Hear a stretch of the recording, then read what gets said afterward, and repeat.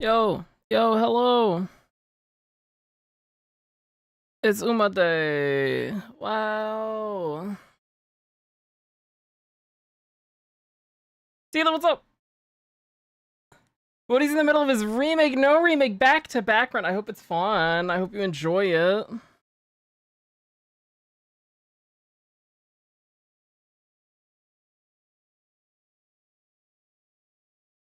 Let me move some stuff around really quick.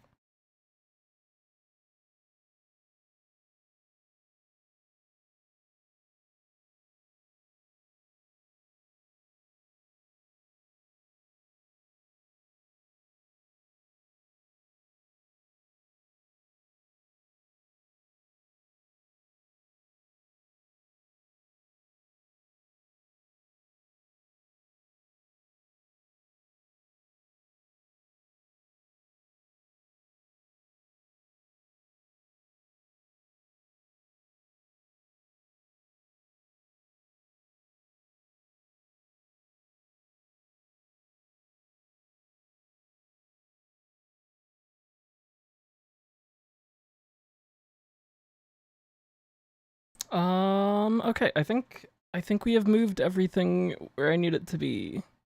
It should be fine. Yo, hello. Hi.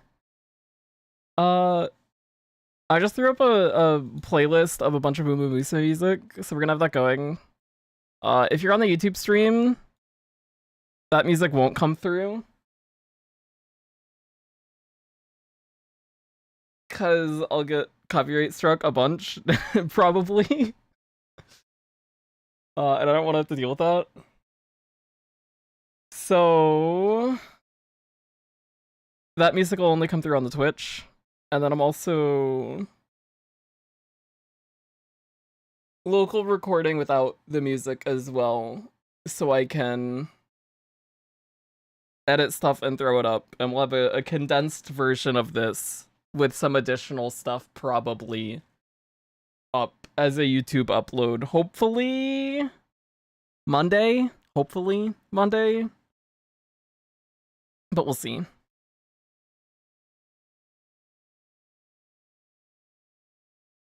Hopefully this is capturing properly.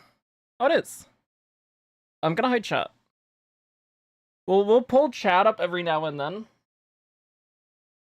I put breaks in, because this PowerPoint got to like 100 something slides. So I split it into sections and I put in breaks, and I'll pull chat up when we hit a break. And if anybody has questions or anything, I'll read through those as well when we get to a break, just to keep things a bit more structured and also to make it easier for me to edit it in the end. But we'll see what ends up coming out of this, I guess. But the goal of today's stream is we're gonna talk a bunch about Umamusume.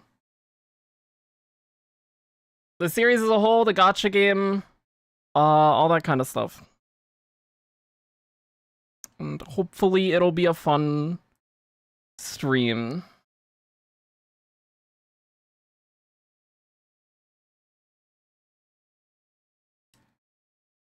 Let me make sure this is recording properly too. That would be a good thing to check before we start. Because I don't think I've done any local recordings while streaming since I did my fresh install of Windows. So there's a chance that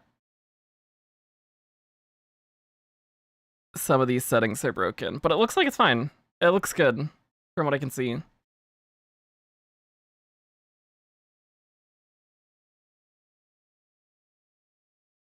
Cool.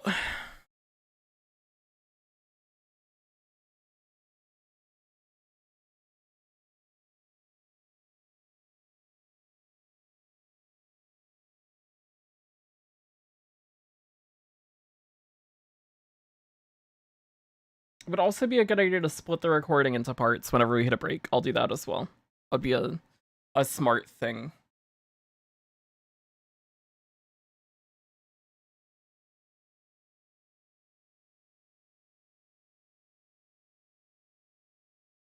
Let me close this as well.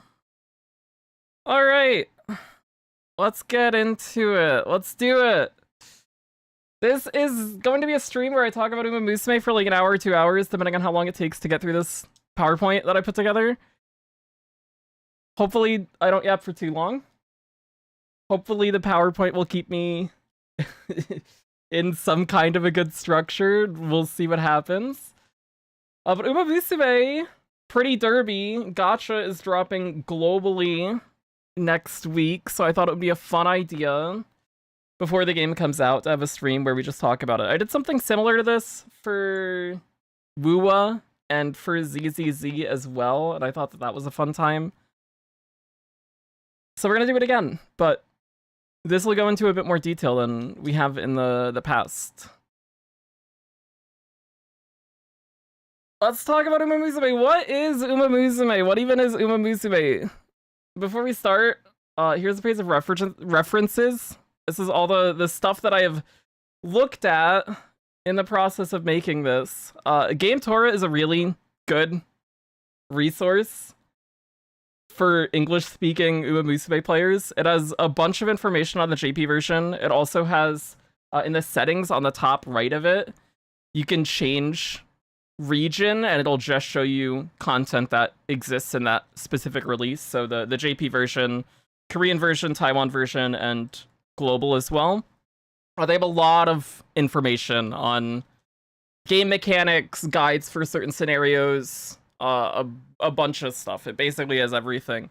There's an Umamusume reference document, which is no longer being kept up to date, but I used to reference that a lot when I was actively playing a while ago. And it also has a bunch of good information. I'm going to have all of this linked in the description whenever we do throw this up on YouTube. So all of these will be in order in the description there, so you can look at them if you would like. Celery scenario guides and support card evaluation documents. Both of those have been extremely helpful, both for playing the game and also just getting information. The Umamusume wiki, analyst, my anime list for just anime info. And then there is an unofficial community Discord, which has been active for years. And then there is also an official Discord, which just got made last month. I'll have links to both of those. And then also, I wanted to reference YouTube channels that I have watched while playing the game. So Shukashu Gaming has basically been making like daily training videos every weekday since the game has launched, and I would pull those videos up and just have them up on the side while I did trainings. So if you want to see gameplay of the game basically across every scenario of the game since its launch, that is a fantastic place to see what the game is like. Cappuccino's Gacha Hut, who used to be Oguri Cappuccino, they used to make guides for the JP version. I used to watch those. They're now making stuff for global version. So go check those out if you're interested. Team T Gimlet also does a bunch of good content. It's a lot of short form content, which has been very useful. And then I believe they also just posted like a 4-hour long support card tier list video. I haven't watched it yet, but that's cool. Cluedo Uma has had a series called Uma Academy, which goes into a bunch of basics for the global version of the game, and then they've also been putting out a lot of other Uma content, and then Igor Akau has also been posting content on Umamusume leading up to the global launch as well. So these are all a bunch of cool channels that I have had recommended to me on YouTube or just ended up finding, and they all post Umamusume content if you would like more. So yeah, go check those out. They'll all be in the description. Overview! Section 1. What is Umamusume? This will be a brief overview of Umamusume conceptually. Okay, here we go.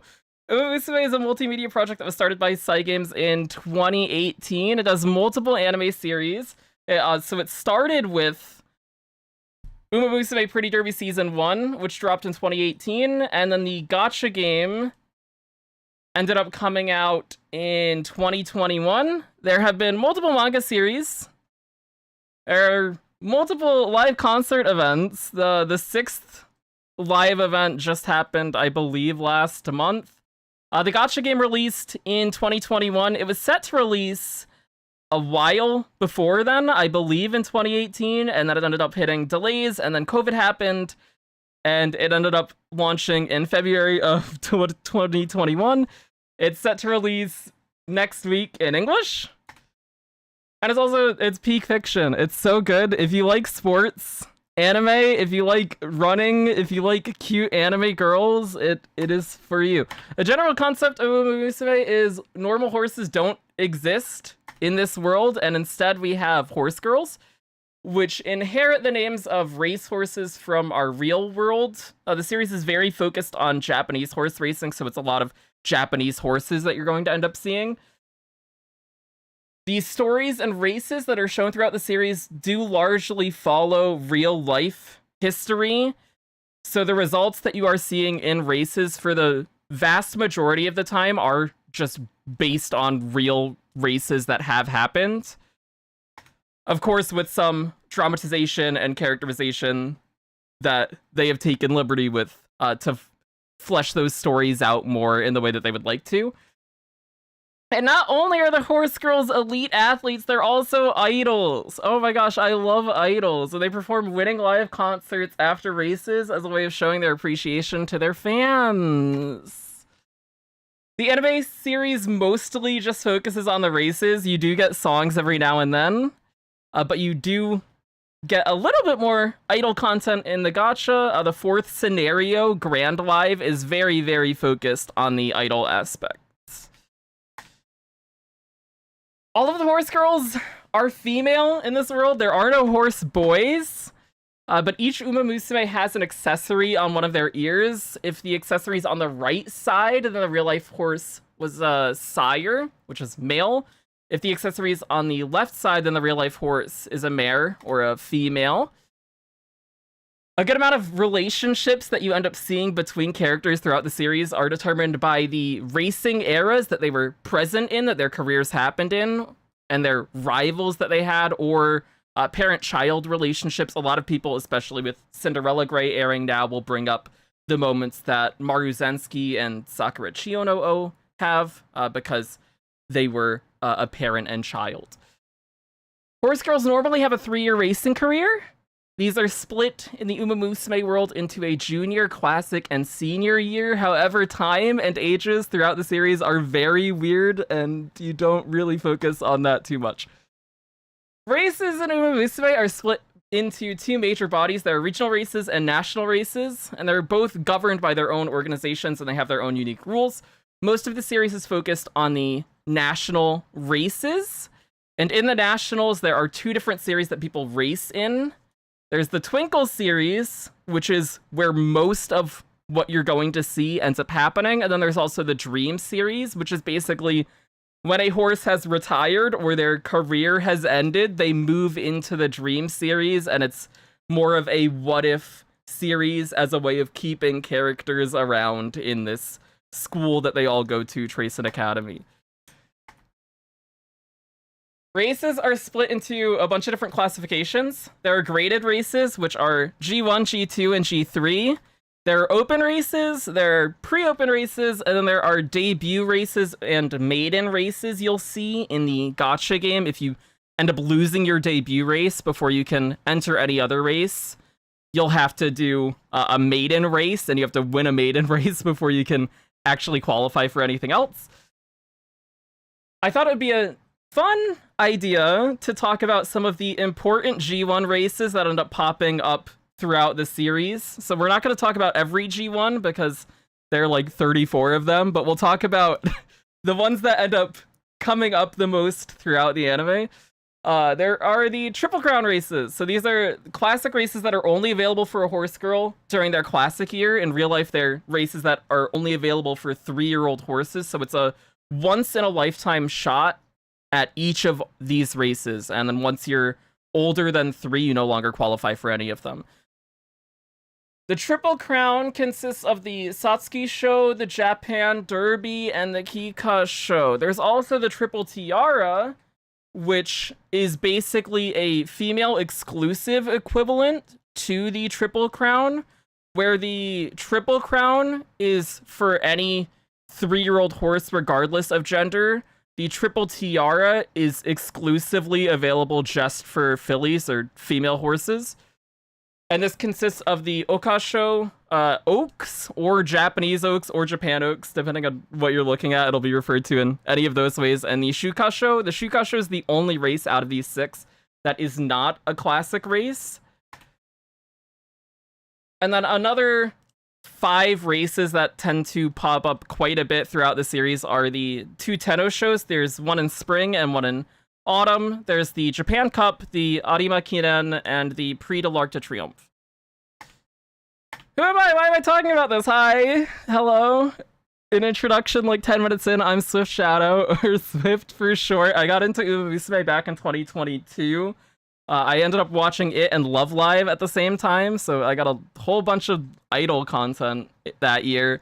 I ended up falling in love with Season 2. Tokai Teo is my favorite horse girl. I have a link in the description as well. I did the Uma ranking sorting thing like a month and a half ago, 2 months ago. So I'll have a link to that if you want to see how I feel about every character, if you're interested. I'll end up doing that again, probably shortly after the release of the game, when I can read through all the stories and get to know all of the launch characters a bit more. I started the gacha back in October of 2022. I've played it on and off since then, probably averaging about 1.5 years of actively playing the game. So I started just slightly after Grand Live had dropped. So I played a good amount of Mant, a little bit of Alharu Cup, a little bit of URA, a lot of Grand Live, and then I basically played every scenario since then, except for GFF, which I've done like a handful of times. I was checked out when GFF dropped. Why am I talking about this now? I'm talking about it because the English release is coming up. The English release is next week. The goal of this whole thing is to give an overview of what the series as a whole has to offer. We're not going to go deep into specifics for a lot of this stuff. This will mostly just be a brief overview of what the series is, what it has to offer, and if it's something that you might enjoy.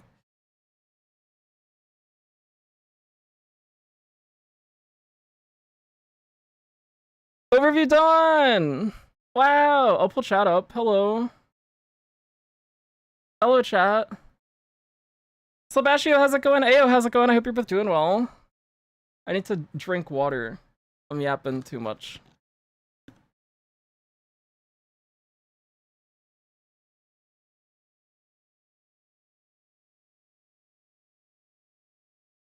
Who's SwiftShadow? Probably some guy who finishes every game. Yeah, every game he's ever played, he finishes it all.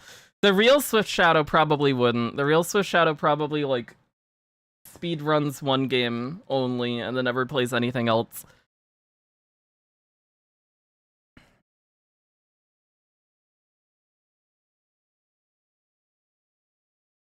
All right. Didn't expect you to be this. I almost was here at 1, and then it didn't happen. It didn't happen. I posted in the Discord saying I was gonna be late, but 2 o'clock's almost 1 o'clock. It's not as far off as we have had other times, so that's nice.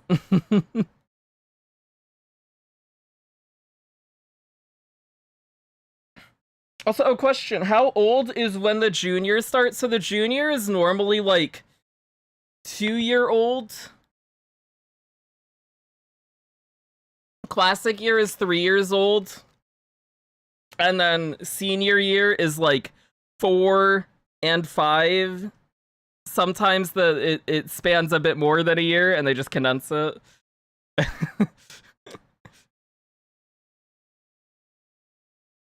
When will Tokai never? How dare you? Real SwiftShadow speedran life already. This so true. Yep, I'm on New Game Plus. I got my stats carried over and it feels so good. All right, let's do it. Next slide. Wait, oh. Before I forget, let me split the recording into parts so that it's easier for me to edit it. Okay. Okay, recording is split. Cool. Okay. Let's talk about media. There's a lot of Umamusume media. We're gonna cover most of it very briefly. No spoilers, so don't worry about spoilers. But we will very briefly talk about a lot of the media that Umamusume has to offer, starting with the one that started it all, Umamusume Pretty Derby. This is the first animated season of Umamusume. It's a 13-episode anime that follows the story of Special Week. This girl here loves Special Week. And it serves as an introduction to Tracen Academy, which is the school that all of the Umamusume go to, and the world of Umamusume and how everything works. This was followed up by an OVA, Umamusume Pretty Derby BNW no Chikai, which is a 3-episode OVA that focuses on the BNW trio, which are Biwa Hayahide, this girl here, Narita Taishin, this girl, and Winning Ticket, the one on the left. It takes place between season 1 and 2, and it was bundled with the Blu-ray release of season 1. Then we have Umamusume Pretty Derby Season 2, which follows the story of Tokai Teo. This girl, my favorite girl. She is so great. Where Umamusume Season 1 was what I would say a more experimental season, where they were trying to figure out what they actually wanted to do with Umamusume. Season 2 is where Umamusume really starts to find its footing as a sports drama, and the way that it develops the relationships between Tokai Teo and Mejuro McQueen, the girl on the left, is very emotional and heartfelt, and it hits hard. It's really good. It's a very good season, even if you don't care or know anything about horse racing. If you're interested in sports anime, I think season 2 delivers quite a bit. Then we have season 3. This is the 3rd season. It follows Kita-san Black, this girl in the middle in the black, which is a character that was introduced in season 2. You can see her right here, this little girl right there. But she's grown up now and she's racing. And season 3 is pretty good. We also have an ONA, a 4-episode ONA that follows Narita Top Road. This is Road to the Top. It follows Narita Top Road, the girl in the middle, Tiamapro, the girl on the right, and Admire Vega, the girl on the left in the darkness. This released before season 3. I just have these in this order so that all the seasons flow together. This is more of a standalone thing that you can watch at any point. It also had a theatrical version that released a year later, which added some additional scenes.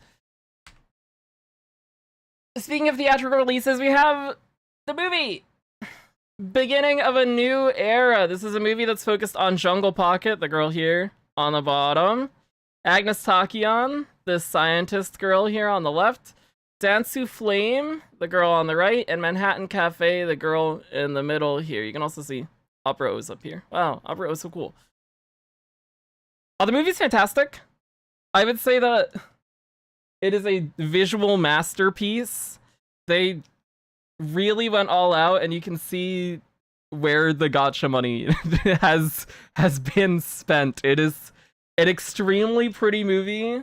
There's a chance that if you are in anime spheres, you've seen clips from the movie. It was trending quite a bit on Twitter after it did come out. I was seeing people who aren't into Umamusume at all posting clips from the movie, and it has some very great moments, some really well animated races.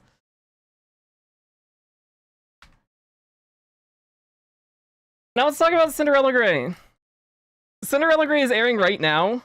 I think Cinderella Grey, it's safe to say, has had a boost in popularity for Umamusume in the West, at the very least. I'm seeing a lot of people who have not been interested in Umamusume at all pick Cinderella Grey up and thoroughly enjoy it, which is awesome. It is an anime adaptation. The anime that's airing now is an anime adaptation of the manga. It's a split core season, which has 13 episodes in the first core, 11 episodes are out, or 2 more to come. The manga is still ongoing. It is entering its final arc in July, I believe. The translated chapters are a bit behind that. There's also some short anime. This is Umayon. Umayon is a series of 3-minute long comedic shorts that features a bunch of characters across the series. It initially had 12 episodes and then had another 12 that were bundled with the Blu-ray release. There's also Umayuru, which is another series of 3-minute long comedic shorts. It's 24 episodes long. Every episode of this was released just on the official Umamusume YouTube channel, PocketTube. And then there was a 4-episode short series called Umayuru Pretty Gray, which was released for this past Golden Week, which they were calling Gray Week. And it's got a whole bunch of gray hair Umas. There's another manga called Star Blossom. This manga is currently ongoing, and it follows the story of Sakura Laurel. This girl here, you can also see her little trainer up on the top. There are 2 games for Umamusume. There's Umamusume Pretty Derby Party Dash, which released last year. It's a collection of sports-based minigames. I say collection, there are only really 4 minigames. It has support for 4-player online lobbies. I played this game for like an hour and a half with a friend and basically got everything I could out of it. I would not recommend this game at its full price. If you can find it on sale, though, it could be a good time if you have some friends to play it with. The big one. This is Umamusume Pretty Derby. This is the gacha game. This is what the majority of the rest of this is going to cover. It released in 2021 in Japan, and then the year after it came out in Korea and Taiwan, and now it's finally coming out in English. It's available on Steam, iOS, Android, and if you're playing the Japanese version and you want to play on PC, it's got a version through DMM Game Player as well. I'm going to briefly cover some other media. These are shorter things, or things that I am less familiar with, or things that have a less available way of experiencing as an English fan. So there's the first anniversary special. This is a 6-minute long animation that bridges season 2 and 3, and it basically shows Kita and her friend Daya entering Tracen Academy. So it's like 4 minutes of animation and then an outro song. There's Starting Gate, which is a 40-chapter manga that follows Special Week and her time at Tracen Academy. There's Umamusumeshi, which is an ongoing slice-of-life food-focused manga. There's Haru Urara Ganbaru, which is a 10-chapter comedy manga that follows Haru Urara. There's Peace Peace Soupy Goroshi-chan, which is an ongoing comedy manga that follows Goldship, but she's a kindergartner. There's Sprinter's Story, which is a stage play that was performed during January of 2023 in Japan for like 2 weeks that also got heavily impacted by COVID. So I don't even know how many of those shows ended up happening, but it follows the story of Daitaku Helios, which is the girl on the left, Daichi Ruby, the girl on the right, KS Miracle, the blue hair girl here, and Yamarin Zephyr, this girl here. There are some other things as well that I'm probably just not aware of and didn't include in here. My personal experience with the series is that I watched Season 1 and then Season 2 in summer of 2022. I started reading Cinderella Grey in October of 2022 and read all of the chapters that had been translated. Then I picked up the Gacha game. Then I ended up watching B&W no Chikai in early 2023 because I just was not aware that it existed because I watched Season 1 and 2 on Crunchyroll and they didn't have the OVA.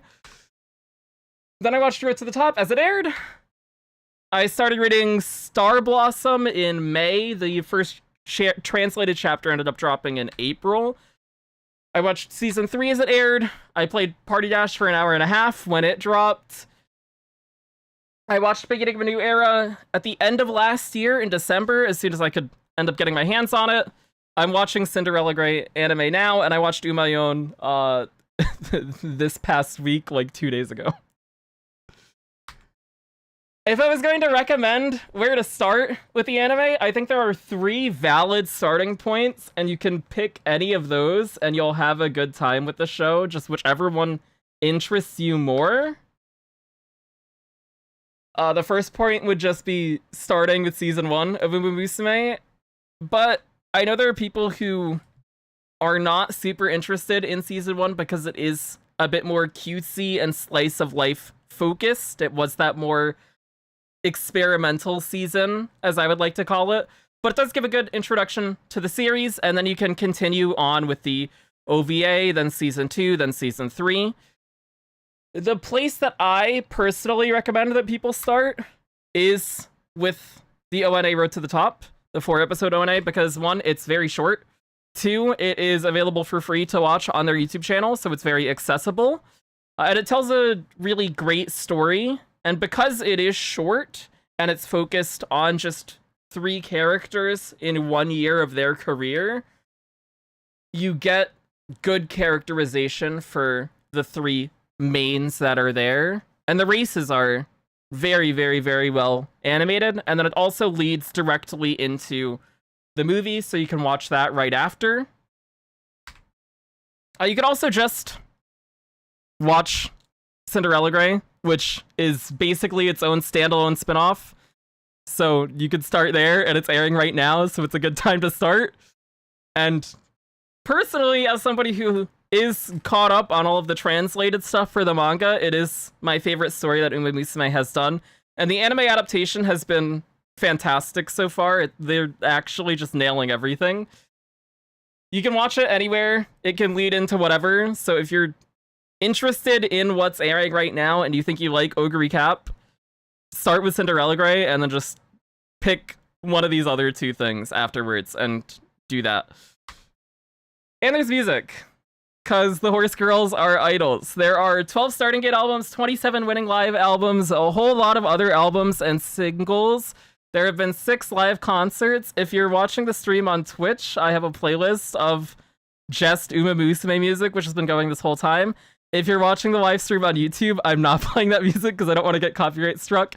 If you're watching this on the YouTube upload, once I do finish editing it, there's a good chance that this music is not being played throughout the video because, again, copyright, but I'm going to include a bunch of small clips of some of my favorite songs from Umamusume right now, so enjoy that.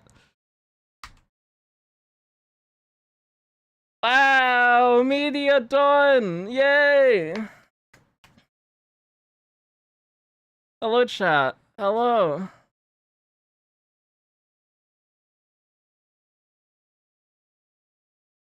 The good one. Cinderella Grey. Cinderella Grey is great. Also, don't skip season 2. How dare you? Skip SwiftShadow, go straight to insert logic. Also, fair. I agree with that. Cinderella Grey is really good. Cinderella Grey's had a lot of memes floating around. I'm a gigantic fan of it. Ogre Cap's an amazing character. And we're just getting started with it, too. Again, I'm not going to talk about any spoilers for stuff, but Cinderella Grey good. Cinderella Grey is really good. Can't wait for next episode, too. Next episode's going to be hype. Now I need to read that Haru manga. Haru manga's good. Unfortunately, only 6 out of 10 of those chapters are translated that I've been able to find. So you don't get the last 4. Which is unfortunate. And part of the reason why I included it in the other section instead of devoting more time to it. But those 6 chapters are nice, and Haru's great. I love Haru.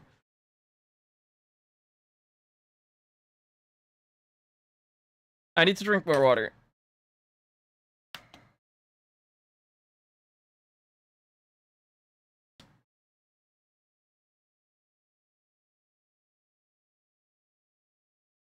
Total number of Umamusume across all media? I don't have that number. I do have the number of the amount of characters that are playable in the Japanese version right now, which is 115. There are 115 unique playable characters, and then there's an additional 98 alts. of those characters. But there are quite a probably like double that amount of characters that aren't playable and will never be playable. And then there's a whole bunch of like unnamed people. Cinderella manga is peak. True. It's so good. It's so good. I'm so happy with the anime adaptation too. They've really nailed it so far. I think the big parts of the first core that we have seen so far without going into spoiler territory are episode 6 and episode 9, and they really nailed both of those. They really did those well, so I'm extremely happy. And I'm very excited for next episode too.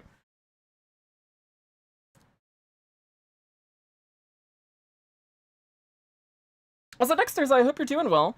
Is there dating sim? You can.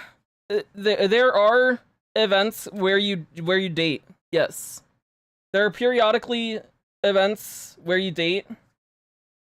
You like, there's 3 locations, and you can pick what horse girl you want to take to those locations, and you get like a little short date clip, and you also get Bond XP from it.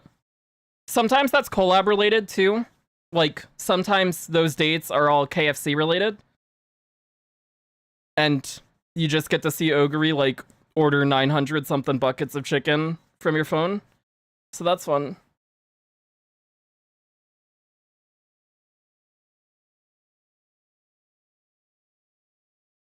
Alright, let's keep it going. Let's keep it going. Now that I am recharged with water.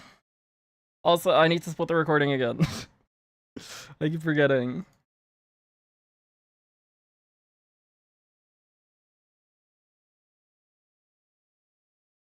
All right, let's get to the big one. This is what the rest of this whole stream and video is going to be focused on. It's the Gacha game.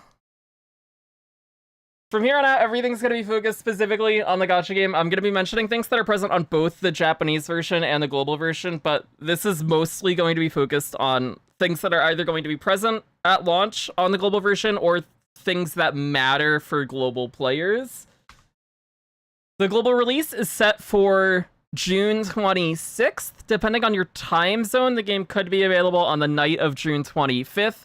And it's going to be coming to Steam, iOS, and Android.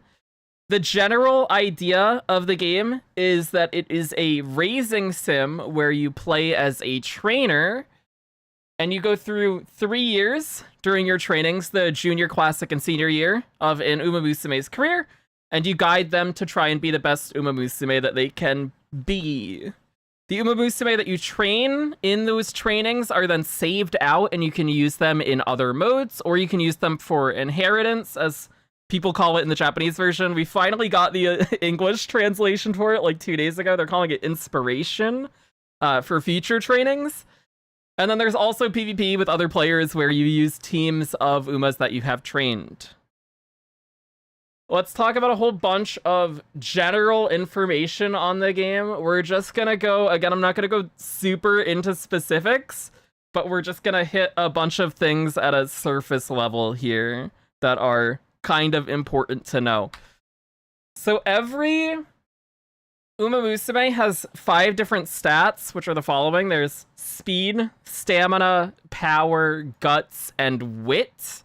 And we'll talk a little bit about all of those right now. Speed affects your target speed, which is your top speed that you're trying to reach during the final leg and the last spurt of a race. As you can imagine, for somebody who's racing, being able to go fast is very important. Speed is an incredibly important stat to have. Stamina is your HP. It is consumed as you are running, and longer distances need more stamina to be able to run at your top speed throughout the entire race. It affects how long and fast your last spurt is as well, which is very important. Basically, you need enough HP to complete the course. Otherwise, you gas out and then you don't get a last spurt at the end because you're too tired. Power affects your acceleration, your ability to change lanes, and it also affects your uphill speed, where you normally get a speed decrease as you're going uphill. If you have higher power, that speed decrease is lower. Guts is a weird one, where it affects the value and duration of certain bonuses that you can get from last spurt. It also affects some other things that I am not smart enough to know the in-depth mechanics of, like lead compete. It also lowers your stamina consumption during the final leg and the last spurt. At launch, it's not a very remarkable stat. It becomes more useful later on. It also got buffed during the first anniversary, and it's unclear whether we're getting the buffed version of Guts from launch or not. And then there's Wit, which you might also see referred to as Int or Wisdom. It affects the chance of you activating skills during a race. It also affects how likely you are to panic during a race. If you have higher Wit, then you have a lower chance to panic. It can also increase the chance for you to gain speed on a downhill. When you hit a downhill, there's a chance you gain speed, and that chance is affected by your wisdom stat. If you have a higher wisdom or wit stat, then you have a higher chance of actually getting that speed increase. The general stat priorities, for my experience, are you need to make sure you have enough stamina to reliably finish whatever race that you're aiming for with the character that you're training. Then speed is super important. The more speed you can get, the better. Then wit or power are about equal in terms of their importance, and then guts is normally on the lower end alongside any excess stamina that goes above the amount that you need to be able to reliably finish the race. There are 4 different distances that races are split into. These are called sprint, mile, medium, and long. You're gonna hear sprint referred to as short, which is the term that has been used on the Japanese version. I'm just gonna try and stick to the English translations because that's what we're gonna be end up seeing in the game. Sprint races range from 1,000 meters to 1,400 meters. Mile races range from 1,600 to 1,800. Medium races range from 1,900 to 2,400. And long races range from 2,500 to 3,600. You're gonna see terms like core distance and non-core distance. There are skills that apply only if a race is a core distance or a non-core distance. A core distance is a distance that is a multiple of 400. Otherwise, it's a non-core distance. There are 4 different running styles that horse girls will have. They are called front runner, pace chaser, late surger, and end closer.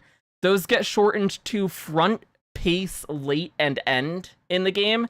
And these correspond to the translations that are present on the JP version of runner for front runner, leader for pace chaser, betweener for late surger, and chaser for end closer. So you'll see them referred to this way as well, especially if you're referencing some of those things that I put in that references section earlier on.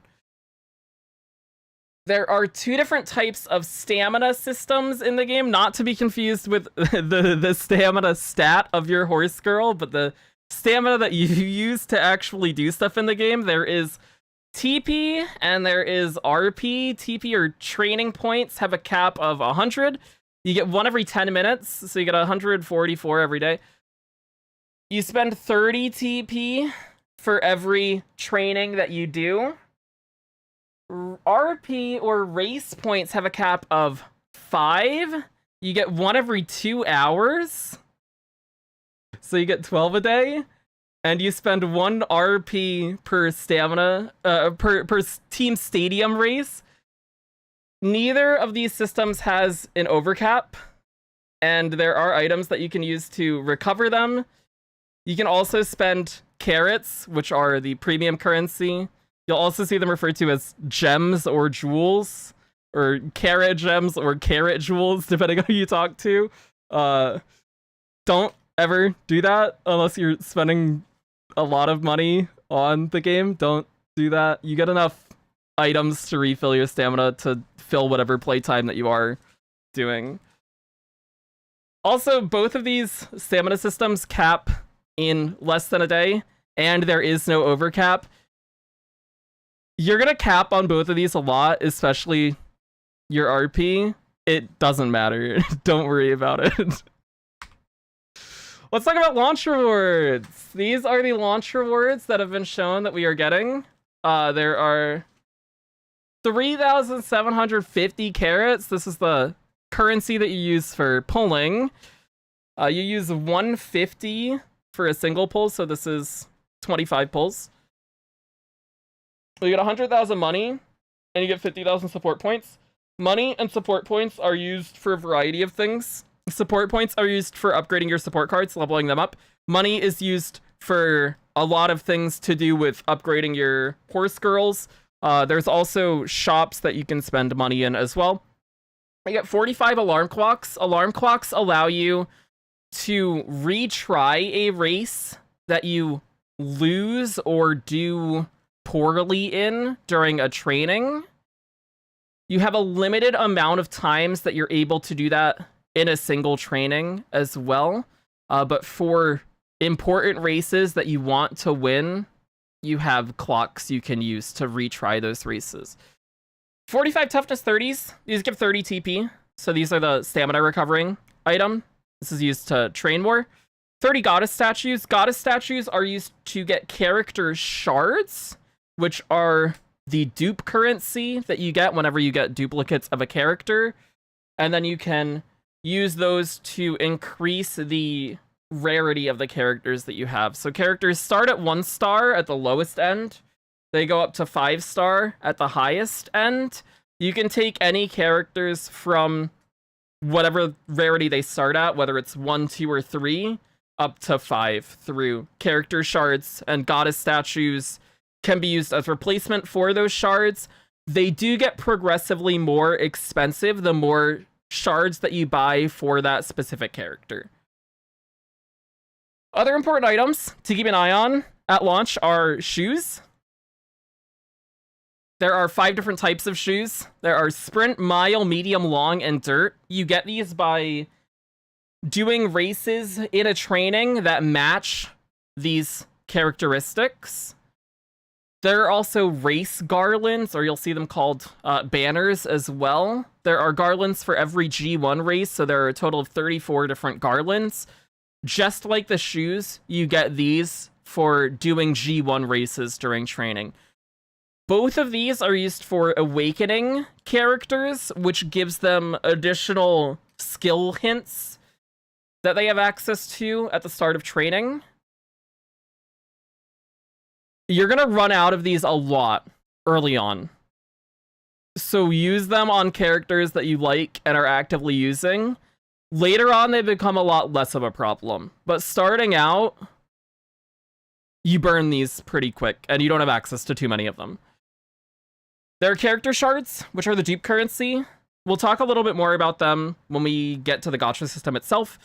Goddess statues as well, which we mentioned on this slide, can be used as a replacement for them, although it does get progressively more expensive the more that you use them to get character shards for certain characters.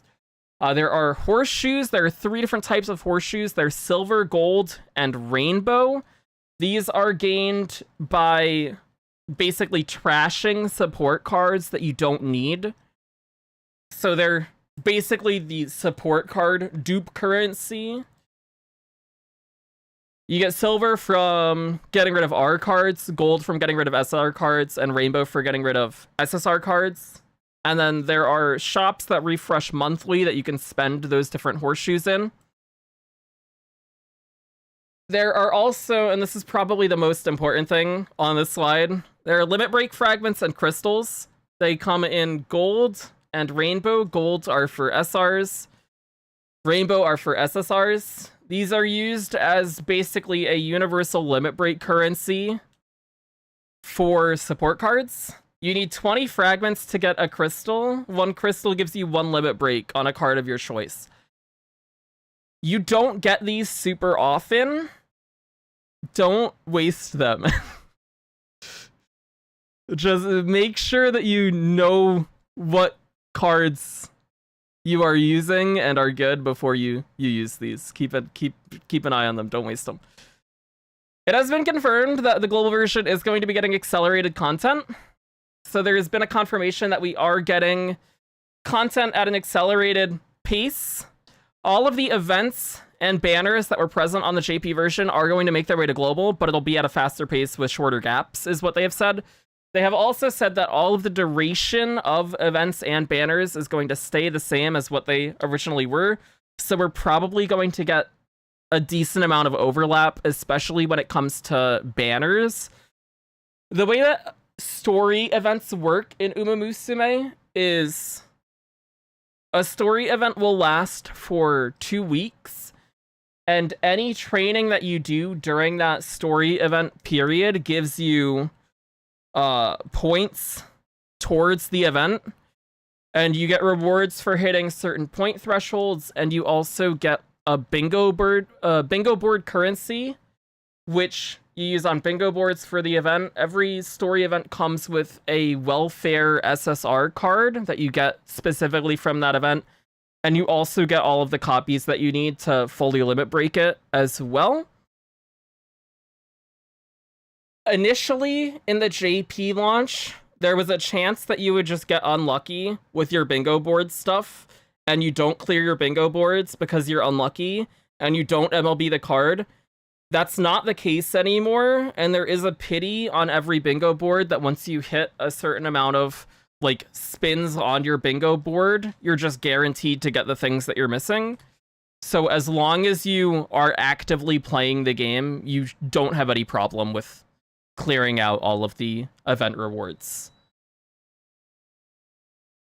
The story events last for 2 weeks, but there's normally like a 2 to 3 week gap between story events. So you'll have an event for 2 weeks and then a break for like 2 or 3 weeks and then another event.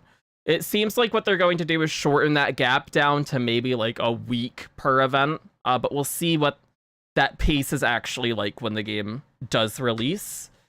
At launch, Global's also going to have a few quality of life changes that are available from the start. So we have access to landscape mode and races from the beginning, and you also have access to the jukebox, which lets you listen to music. The Steam version's also going to have its own unique landscape mode for general gameplay, which is just a completely brand new thing. It's not present in the JP PC version. It's just specifically on the Steam version that we're getting at launch, and JP is also getting on the same exact day their own Steam client. It's also been noted that other quality of life changes are going to be coming earlier than they did in JP, and they specifically mentioned the guided career feature, which is an autoplay mode for training, that is in the works right now. So hopefully we'll get that in like a month or two after launch. We'll see.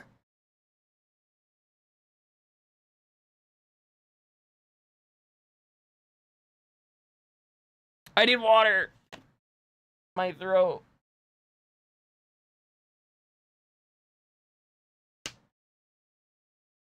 Actually, I'm gonna BRB for like 3 minutes. I'll be right back. Put any questions that you have about the stuff that I've just talked about, and I will address them all as soon as I'm back. I'll be right back in like 3 minutes.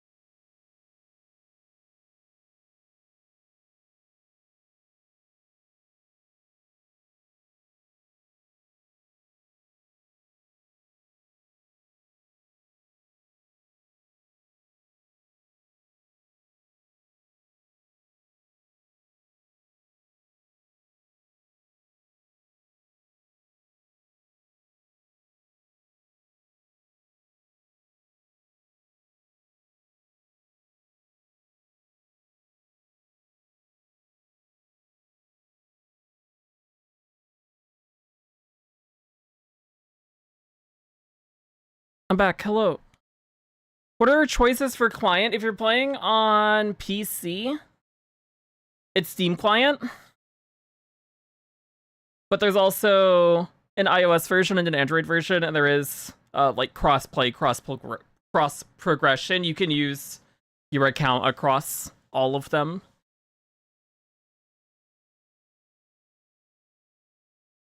I have acquired more water as well, so that is good.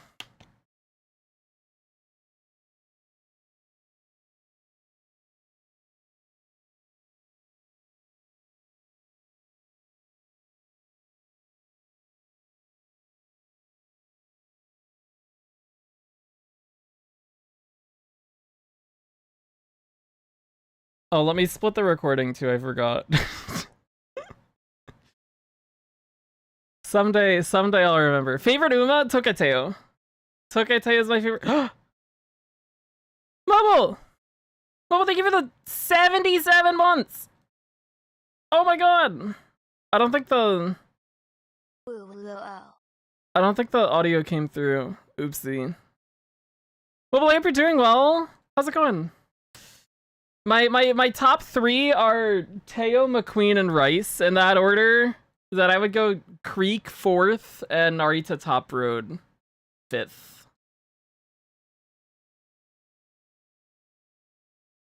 I have a I can link this too, probably. Wait, do I have the link to it?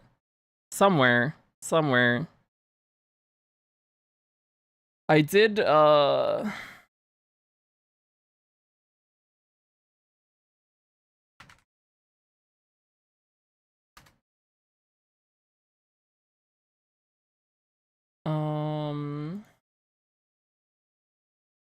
oh, here it is.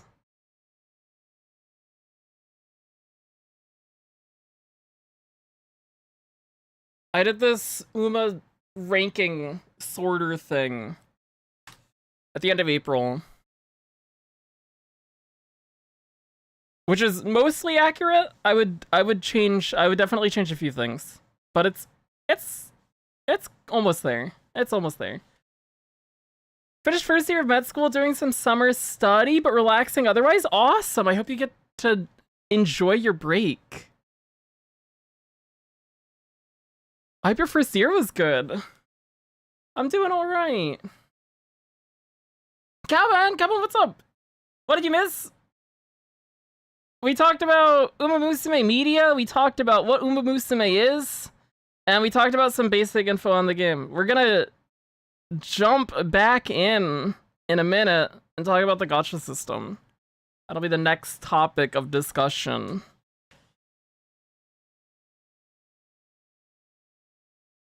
Which we'll do right now. Let's do it.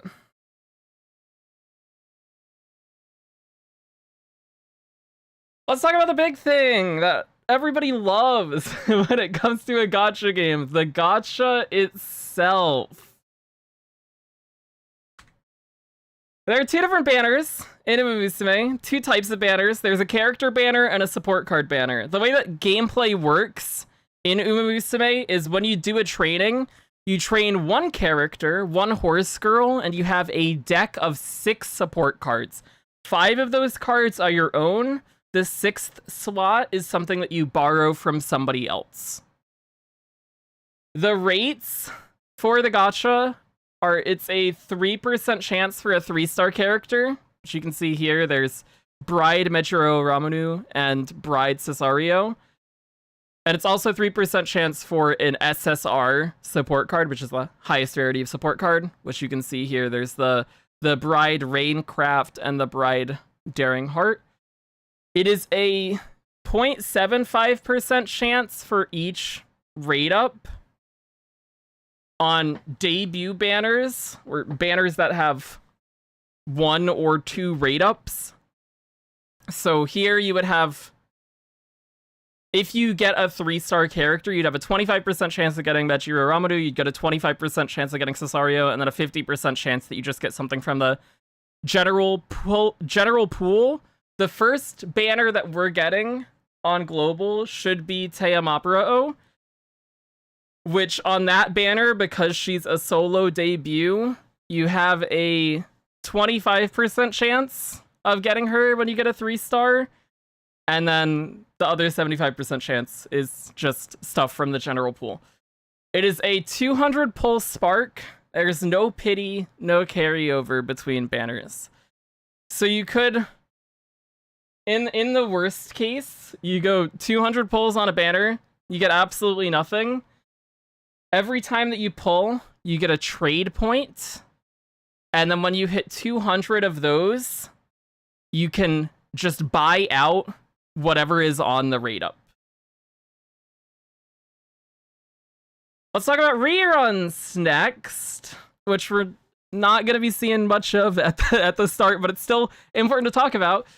For character reruns, if they have more than 2 characters, which typically it's 4 to 8 characters on a rerun banner, the 3% chance gets split evenly across all of those characters, and you can only pull characters that are in that pool.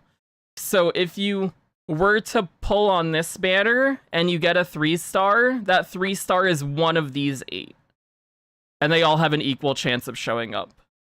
When you spark here, when you hit 200 trade points, you can pick any of these 8. For support cards, the way that they normally rerun support cards when they have more than 2 on the banner is you have a pool of support cards that are featured. You pick 2 of them. Those 2 become your rate ups, so then it's 1.5% that you get something from the general pool, 1.5% that you get one of your 2, and it's 0.75 for each. So 25, 25, and then 50 that you get something from the general pool. You can change your selections at any point. There's no penalty to doing so. You don't lose your trade points or anything. And when you're sparking, you can pick from any of these 10. Are things limited? In this game, there's nothing that's actually limited. You can get... Oh, I didn't even finish the sentence. You can pull anything at basically any point. As soon as a debut banner is over, those characters or those support cards just get added to the general pool immediately. And then you can pull them on any other banner going forward, including like seasonal alts. I pulled New Year's Maruzensky like 2 days ago on Chronogenesis banner. You can get them whenever. However, there are 3 characters that are considered as semi-limited.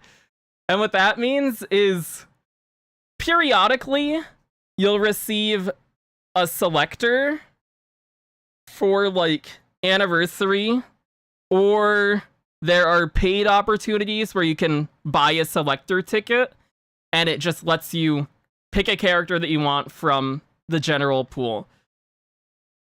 There are 3 characters that you can't select from selector tickets, and you can only ever get them from pulling on Gacha banners, and those 3 characters are Jungle Pocket, which was 3 years after release.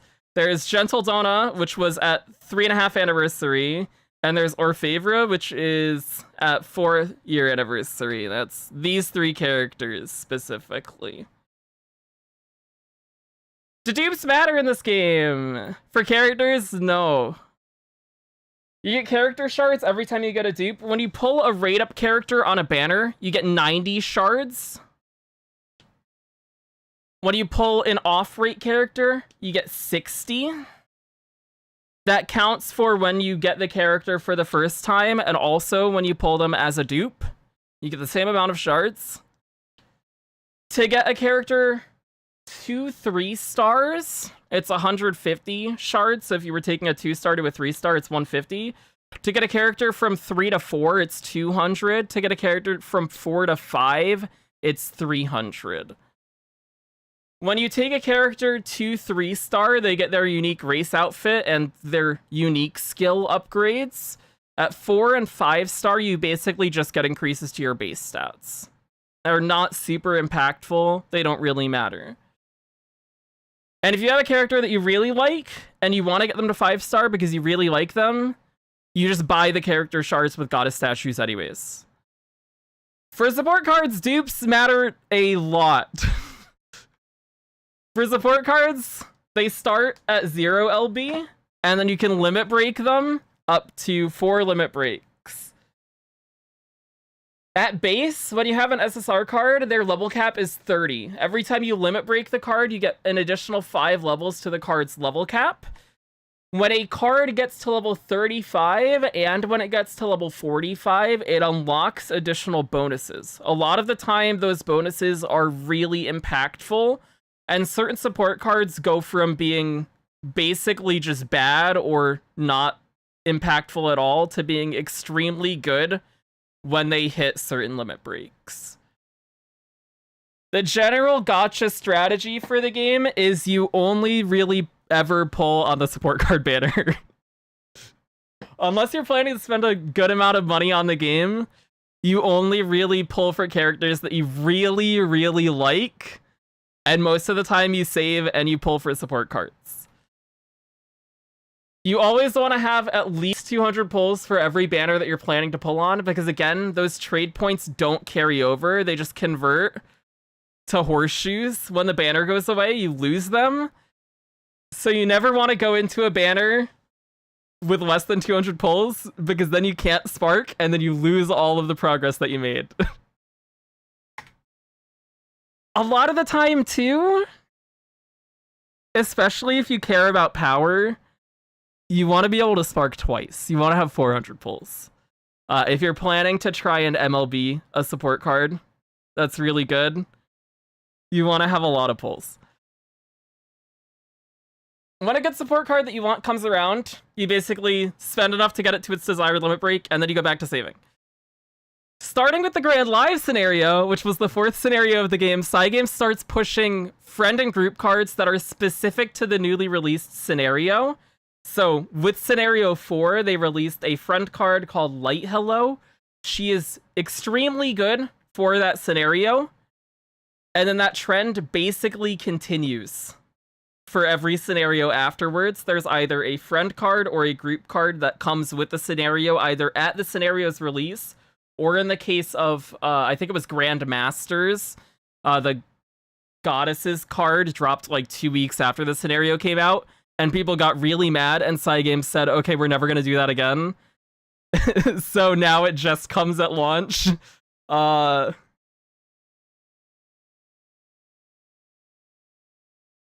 You basically want to have those cards for training in that scenario.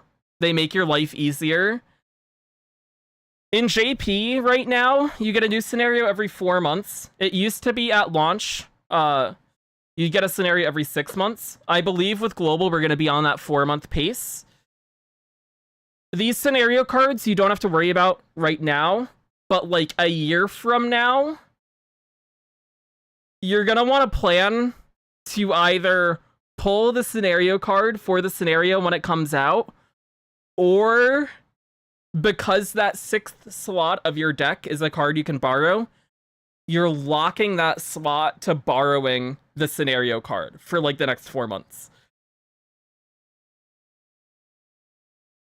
Let's talk about rerolling! Everybody's favorite thing to do when a game comes out. If you haven't played a gacha game before and you don't know what rerolling is basically you make an account, you spend all your pulls, you hope that you get what you want, and if you don't, then you delete your account and you make another one, and you keep doing that over and over again until you're happy.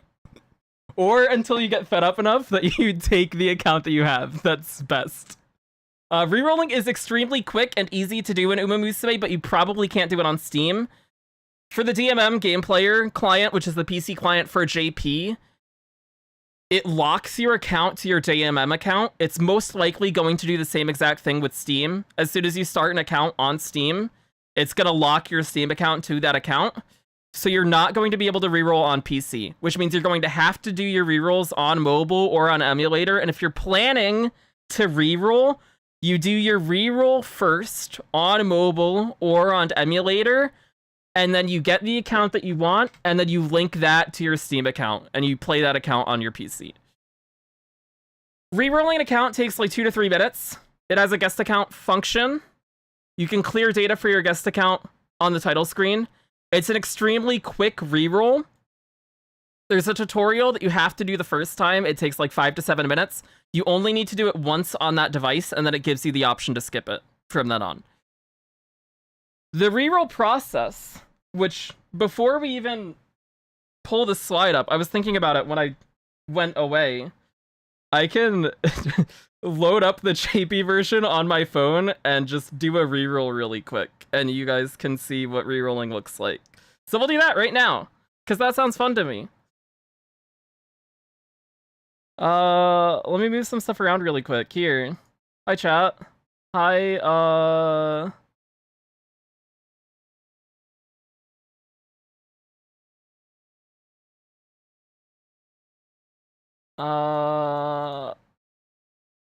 I think this should work.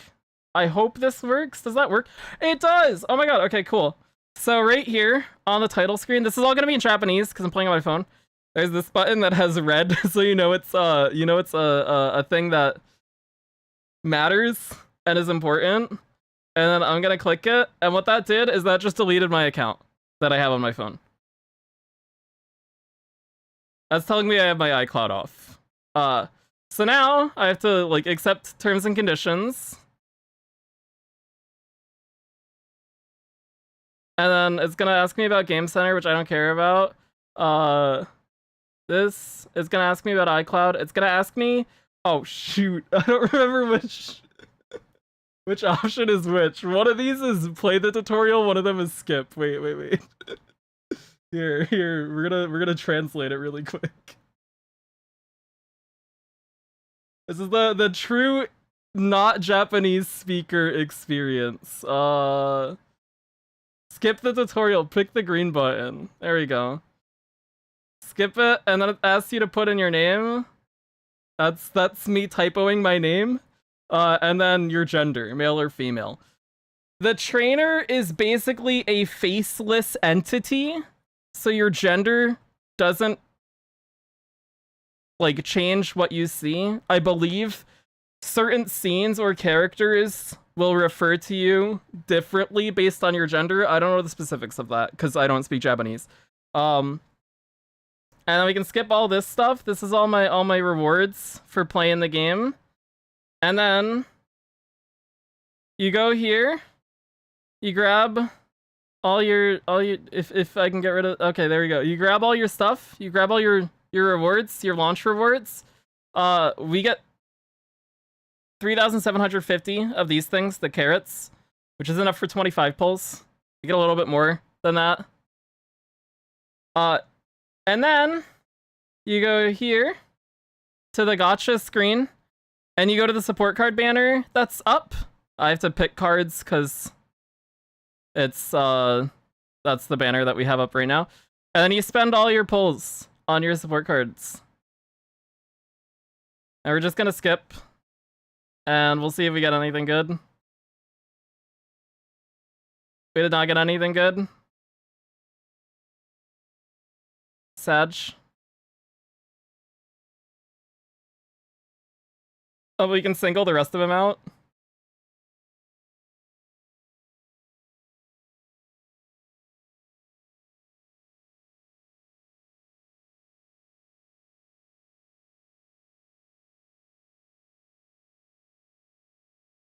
I got nothing. All right. So then you go.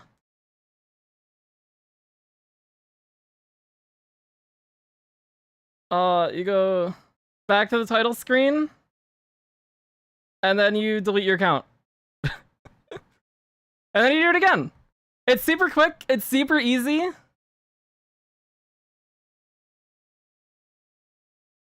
You just do it a lot.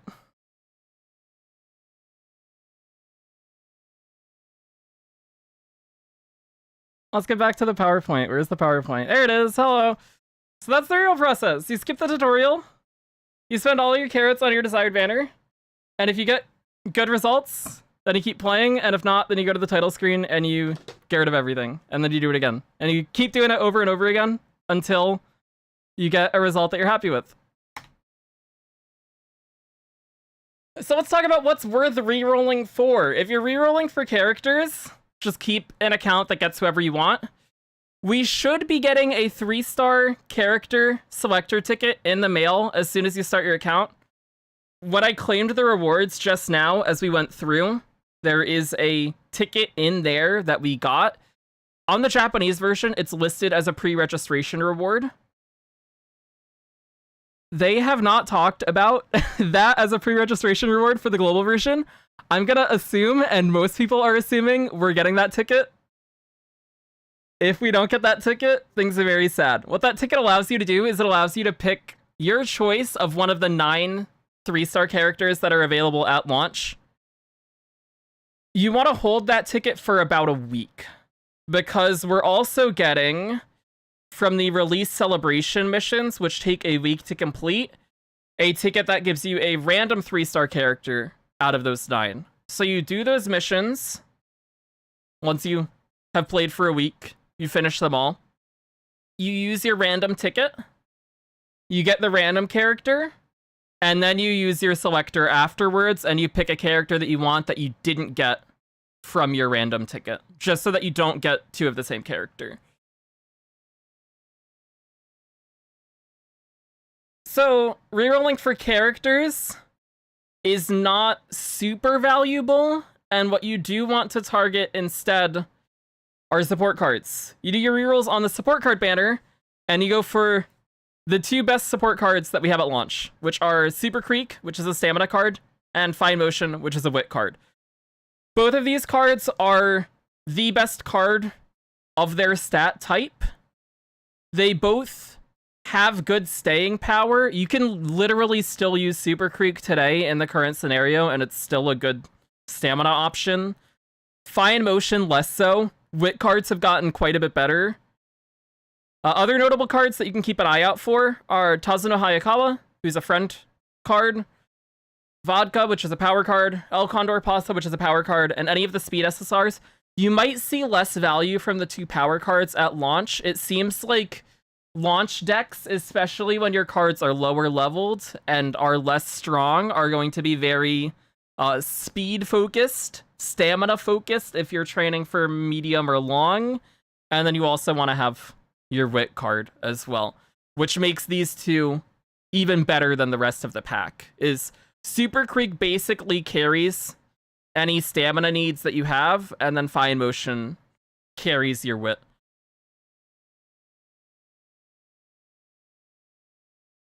Not related to rerolling, but related to the gacha, and important to consider when you're rerolling, I wanted to bring up Kita Speed. This is Kita-san Black. It's a speed card. It releases 1 month after launch. It is the best card in the game for a while. This card is crazy. It's really good. It also really wants limit breaks. The first limit break, the third limit break, and the fourth limit break are all very impactful. 1 LB gives it power bonus, so you get 1 extra power when you're training. 3 LB gives it specialty rate up. What specialty rate does is it makes it more likely that the support card, while you're in the training, lands on the stat that it is for. So this makes it more likely that Kita lands on speed training. 3 LB gives her 40 specialty rate.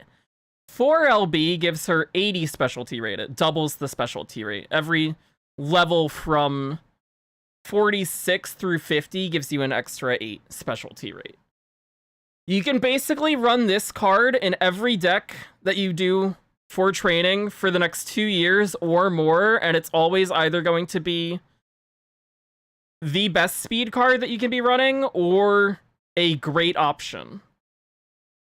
My recommendation, and also the recommendation of a lot of other people, is going to be you re-roll, you get support cards that you're happy with for launch, you save every bit of currency that we get for the first month of the game, and then you spend literally everything that you have on Kita speed.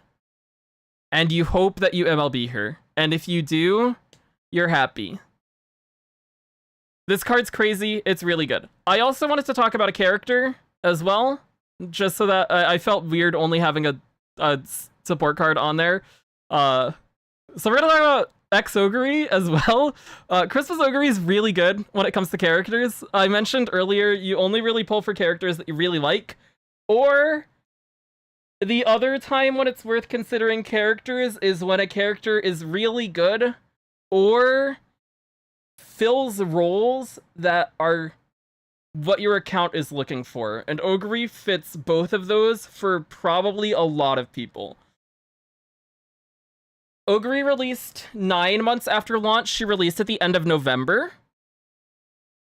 She's very strong. She's less strong now in JP. She's less prevalent now. When I was playing for like when I joined the game, which was a year and a half after the game, up until like the next full year, X-Ogre was everywhere. X-Ogre is very good. She can run dirt. These are her aptitudes. We'll talk about aptitudes in a little bit. You can run her on dirt and turf, so she can do any of those races. You can run her for basically any distance. So she's very good at filling multiple roles. She's also a character that you can run in a lot of situations. She also has a very good unique that triggers in the second half of a race after she's used 3 other recovery skills. And when it comes to some of the higher end PvP events, so stuff like Champions Meeting, and you're building an Ogre specifically for a certain track, you can plan your recoveries so that the unique triggers at a certain point in the race where it's the most impactful. She's a very good character. I think a lot of people are going to want her. So I figured I would mention her up front so you know, hey, maybe have 200 pulls, like, somewhere between half a year to 9 months after the game is out. If you like Ogre, especially with Cinderella Grey airing right now, this is a worthwhile character to pull for. Not related to the gacha, specifically, but I felt like it would be a good time to talk about this stuff now. His potential deal breakers on this game that I think are going to be problem points that a lot of people are going to bring up when the game does come out. I put 9 on here that I could think of. The first one is the gacha system. Needing to save 200 pulls to spark is a lot for a lot of people, especially in a post-Hoyo world. I think a lot of people who come to check this game out are going to be very used to Hoyo's lower pity and the fact that you can carry pity across banners, and the idea of needing to save for like 2 to 3 months to spark on a banner if you're a free-to-play is potentially going to be a deal breaker for a lot of people. With that being said, the game has been out for 4 years, almost 4.5 years by the time that we're getting it, and we know every banner that's going to be coming for the next 4 years. So planning your savings isn't that bad because we know exactly what's coming and what is good and what ends up staying good as time goes on. Another potential deal breaker is that dupes matter for support cards, especially with this gacha system. Feeling like you need to get dupes on certain cards, otherwise you're missing out, could be a deal breaker for some people. The fact that PvP is a focus in this game could be a deal breaker for some people. I would say that PvP is very present, but not necessarily important. There are a few different forms of PvP. There is your team stadium, which we'll talk about a little bit more later. That's basically your daily PvP, and there are 6 different classes that every time you do a race, you basically get a score for the race, and at the end of the week, it takes everybody's high score, and if your score is high enough, you class up, and you go from class 1 up to 6. If your score is at a certain threshold where it's not good enough to rank up, but not bad enough to demote, then you stay where you are, and if your rank is not high enough, then you get demoted. You get a little bit of currency every week based on what class you're in, so you want to stay at like class 6 or class 5. There's also major events, which are called Champions Meeting or League of Heroes, that are PvP-focused events. And those end up giving like 10 to 20 pulls based on your performance in them. So those matter more, but even then, you can basically ignore them and just train the girls that you like and see the stories for the girls that you like and play the main story and still enjoy the game. If you're somebody who hates PvP a lot, this could be a deal breaker for you. I figured I'd just put it up front. There are no male characters. The game's all horse girls. There are no horse boys. If you don't want to play a game where you don't pull for male characters, this isn't a game for you. There's no stamina overcap. We talked about this earlier. You're gonna overflow on your stamina a lot. Get used to it. Unless you're super sweaty and micromanaging that and like setting alarms so that you don't overcap, which some people do. And if that's you and you enjoy that kind of thing, hey, more power to you. I respect it. If you're somebody who's not willing to do that, and the fact that you are going to cap on stamina multiple times is going to make you angry and frustrated, this might not be a game for you. Trainings can get repetitive. As we talked about on JP, we get a new scenario every 4 months. I'm assuming we're going to have a similar pace on Global. If you are not the kind of person who wants to be doing trainings on the same scenario daily for 4 months, and you feel like that's gonna burn you out, take breaks. Don't force yourself to do it every day. Take breaks. Play the game when it's fun. Don't play it when it's not. But that is a potential deal breaker that I figured I would mention. As new scenarios come out, scenarios power creep old scenarios. Basically, stat caps get higher. It gets easier to train better characters. So most of the time, if you're caring about the PvP events and just like training better characters, you're going to want to train in the most recent scenario that has been released. So that's just something to keep in mind. If you get bored of doing the same thing a lot, that could be something. There's lots of RNG to deal with when you're training for a variety of reasons. Support cards land on trainings, and we talked about specialty rate a little earlier when we were talking about Kita speed. Sometimes your supports just don't land where you need them to land on certain turns, and you get bad trainings. Sometimes you fail a training that has like a 4% chance to fail, and it ruins your run. Sometimes you get unlucky. Sometimes you get very lucky, and that's just how the game goes. And if that is something that you're not looking forward to, that could be a deal breaker as well. Another big thing is with inheritance or inspiration, you get bonuses for characters that you have set as your parents. We'll talk about this more later. But when it comes to some of the more PvP focused stuff, getting a girl's aptitude to S rank is important, and that's another big RNG point. There are 2 times where you hit your inspiration point in the run and it gives you bonuses. If you don't get S on your aptitude, the training's dead, right? So it's like there's a lot that can go wrong in those trainings, and if that's gonna piss you off and you're not gonna have fun with it, then it's a potential deal breaker. Just something to keep in mind. But you're going to be training a lot, and again, we know everything that's coming, and Champions meetings have like a month in between them. So if you are a PvP focused player, you have a full month to just keep doing trainings over and over again to try and get characters. So that's how the game goes. And on the topic of playing the game, dailies and general playtime can be pretty long. So if you're looking for a game that you can just pick up and play for a few minutes and then set down, this also might not be the game for you if you're actively trying to get good trainings. Something that you can do, because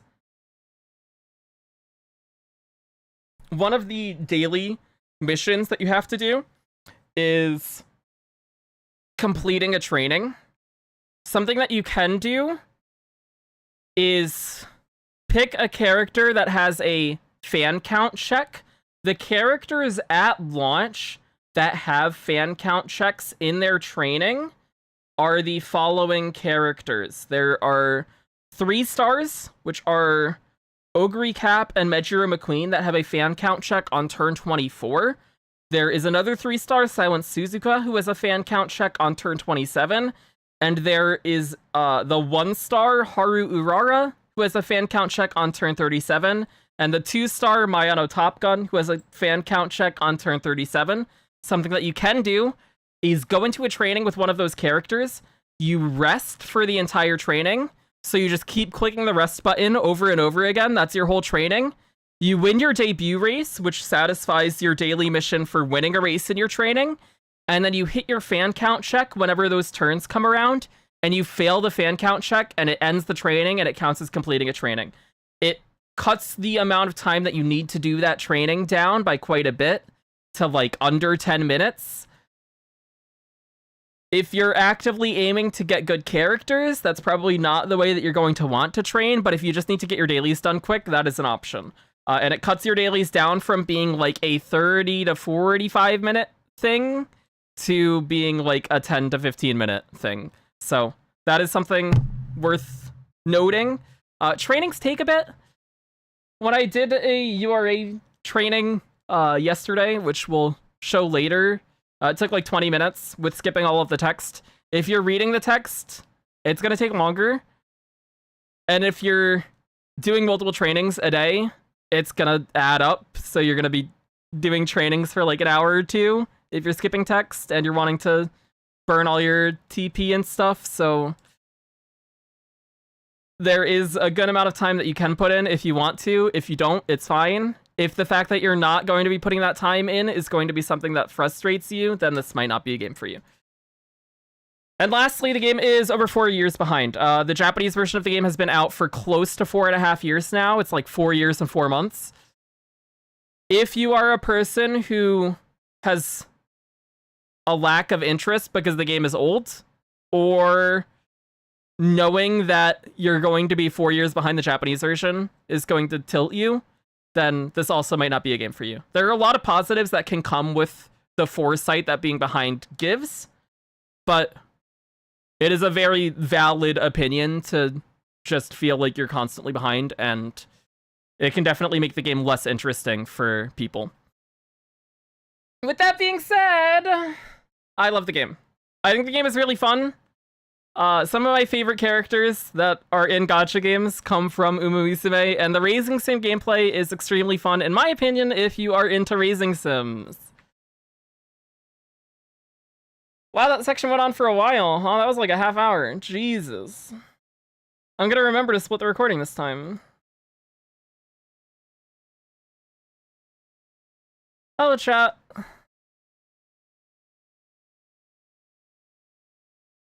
Jordan called me inert. Thanks, Jordan. I don't know if you're still here.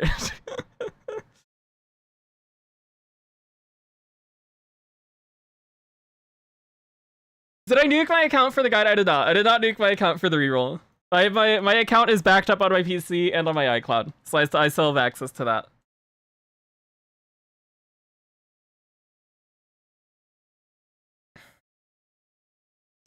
Further than FGO, yeah, it is quite a long gap. It is a very big gap. Again, there are a lot of positives that come from a long gap, like having foresight on what characters you want to save for, what support cards are good, when certain things are coming. That's great if you're like a free-to-play person who wants to make sure that you're getting everything that you want. If knowing that we have a big gap is something that turns you off, it's totally understandable. It's as somebody who's played quite a few games that I'm used to having a big gap, not a 4-year gap. 4 years is long, but it's fine for me. And I think the benefits that you get from it are very nice, especially as somebody who's not going to be putting too much money into the game, probably. Umamusume is basically a roguelite when it comes to training. Very true. And I love it. It's great. I'm a person who part of the reason that I picked up Umamusume as a gacha, I don't know if this will make it into the YouTube upload at all, but part of the reason that I picked up the game in the first place, the gacha, is because... Let me actually pull this up, probably. I have receipts for this. Somewhere.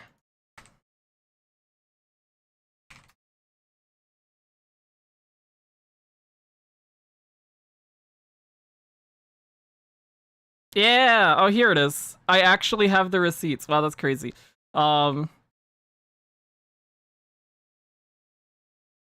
This Nintendo Direct happened June 2nd, 2022. Where is or wait, oh, this might not even be the right one. Wait. Oh, this is the state of play. I clicked the wrong video. Wait. Wait. Here. This happened after the fact, but this proves that I was a fan of this series. This got shown. This right here. Power Pros. When I turned 11, April 29th, 2008. I don't know if it was that exact day. I had my 11th birthday party. I got gifted MLB Power Pros for the Wii. And then I bought MLB Power Pros 2008 afterwards. Those games are incredible. It's a long-running series in Japan. The gameplay is very, very, very, very similar to what Umamusume has. To the point that I think Konami tried to sue at one point, and the lawsuit failed. But the way that trainings and success mode in this game work, it's extremely similar. And I'm a person who, as a kid, would load up MLB Power Pros and do success mode over and over and over again just to try and get better characters, because I found the gameplay to be a lot of fun. So then realizing in 2022, after I had gotten into the anime, that the gacha game is basically MLB Power Pros but horse girls, was like, oh my god.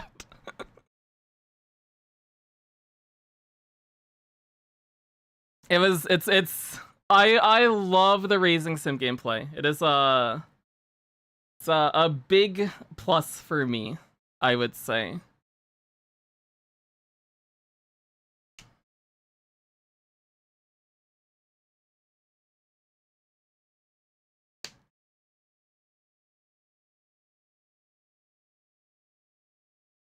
All right, let's continue.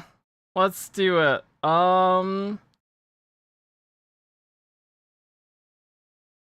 Now that we talked about the gacha and some of the basics of the game, let's talk about the Umas, the horse girls, the characters that you're actually going to be pulling for. Let's talk about all of the characters that are available.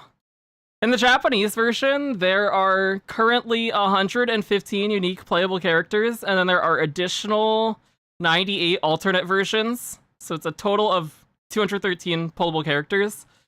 192 of those are 3 stars, 12 of them are 2 stars, 9 of them are 1 stars. At launch for global, we can expect to have 25 unique playable characters. 9 of them are 3 stars, 8 of them are 2 stars, 8 of them are 1 stars. Let's talk about every character that's going to be available at launch. The differences between the characters are they have different base stats. They get different stat bonuses that affect the training. So a character like Maruzensky has a stat bonus of 10% speed and 20% wit. They also have different aptitudes, which dictate what racing style they have and are good at, what kind of tracks they can run on, both distance and terrain type. And then they also have different skills. Every character has a set of skill hints that they have available at the start of the training, and then they also all have their own unique skill. For characters that have multiple alts, like Maruzensky, there's the original Maruzensky, and then there's something like Summer Maruzensky, and then there's also something like New Year's Maruzensky. All 3 of these characters have different base stats. They all have different stat bonuses. They all have different skills as well.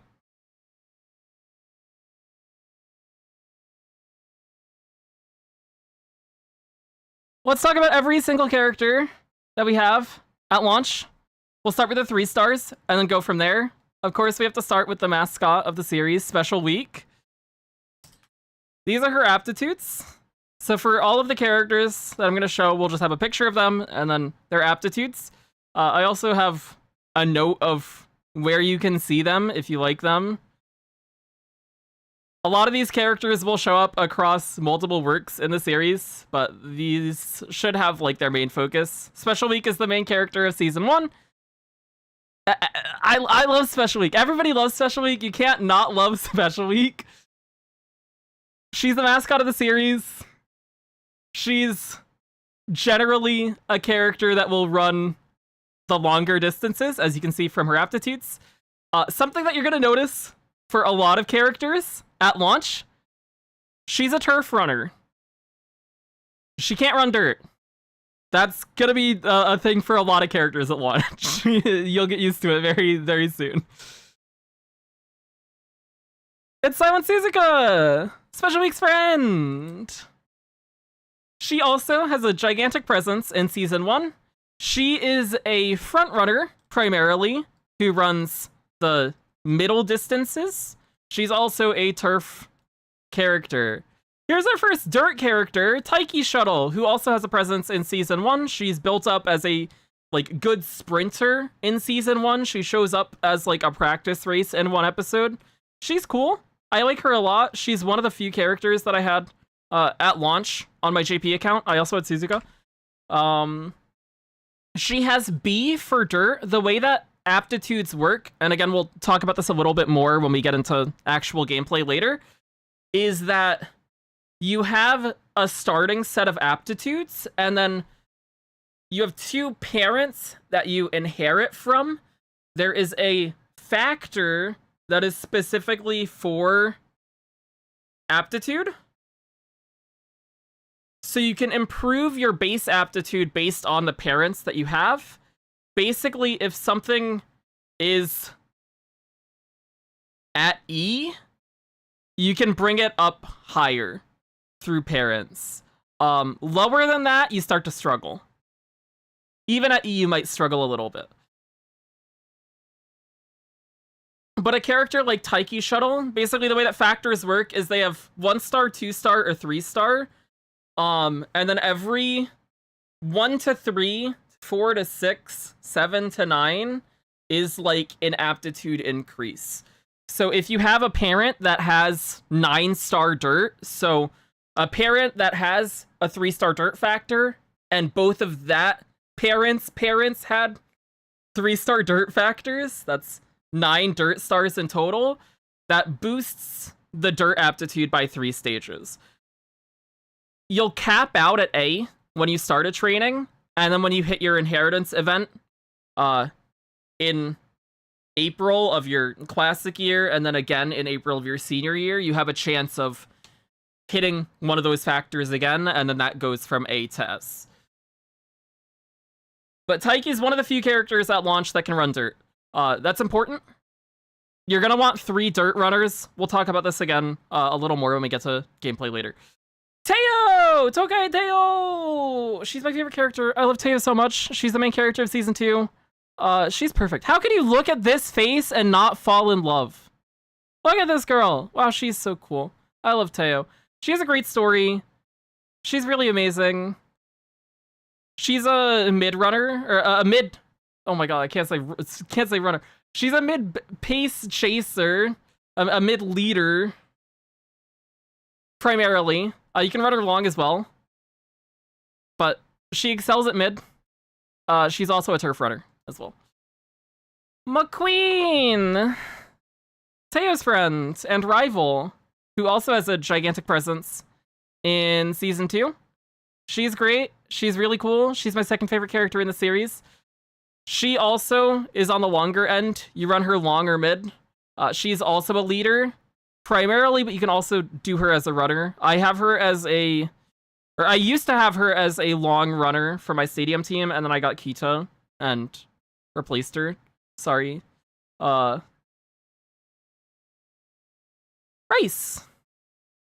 Rice is my third favorite character. Wow. Oh my god, it's almost like I really like Season 2. That's crazy. She's also a turf character. She is also primarily focused on long distances. She also has a presence in season 2. She's very cool. Her outfit's awesome. She's got a cool hat. She's great. Ogre Cap! This is both the character that I think is going to be a lot of people's favorites because they're getting into Umamusume from Cinderella Grey. She's also probably going to be the most picked character from the selector ticket by people who don't really care about what character that they get, just because she's good to have.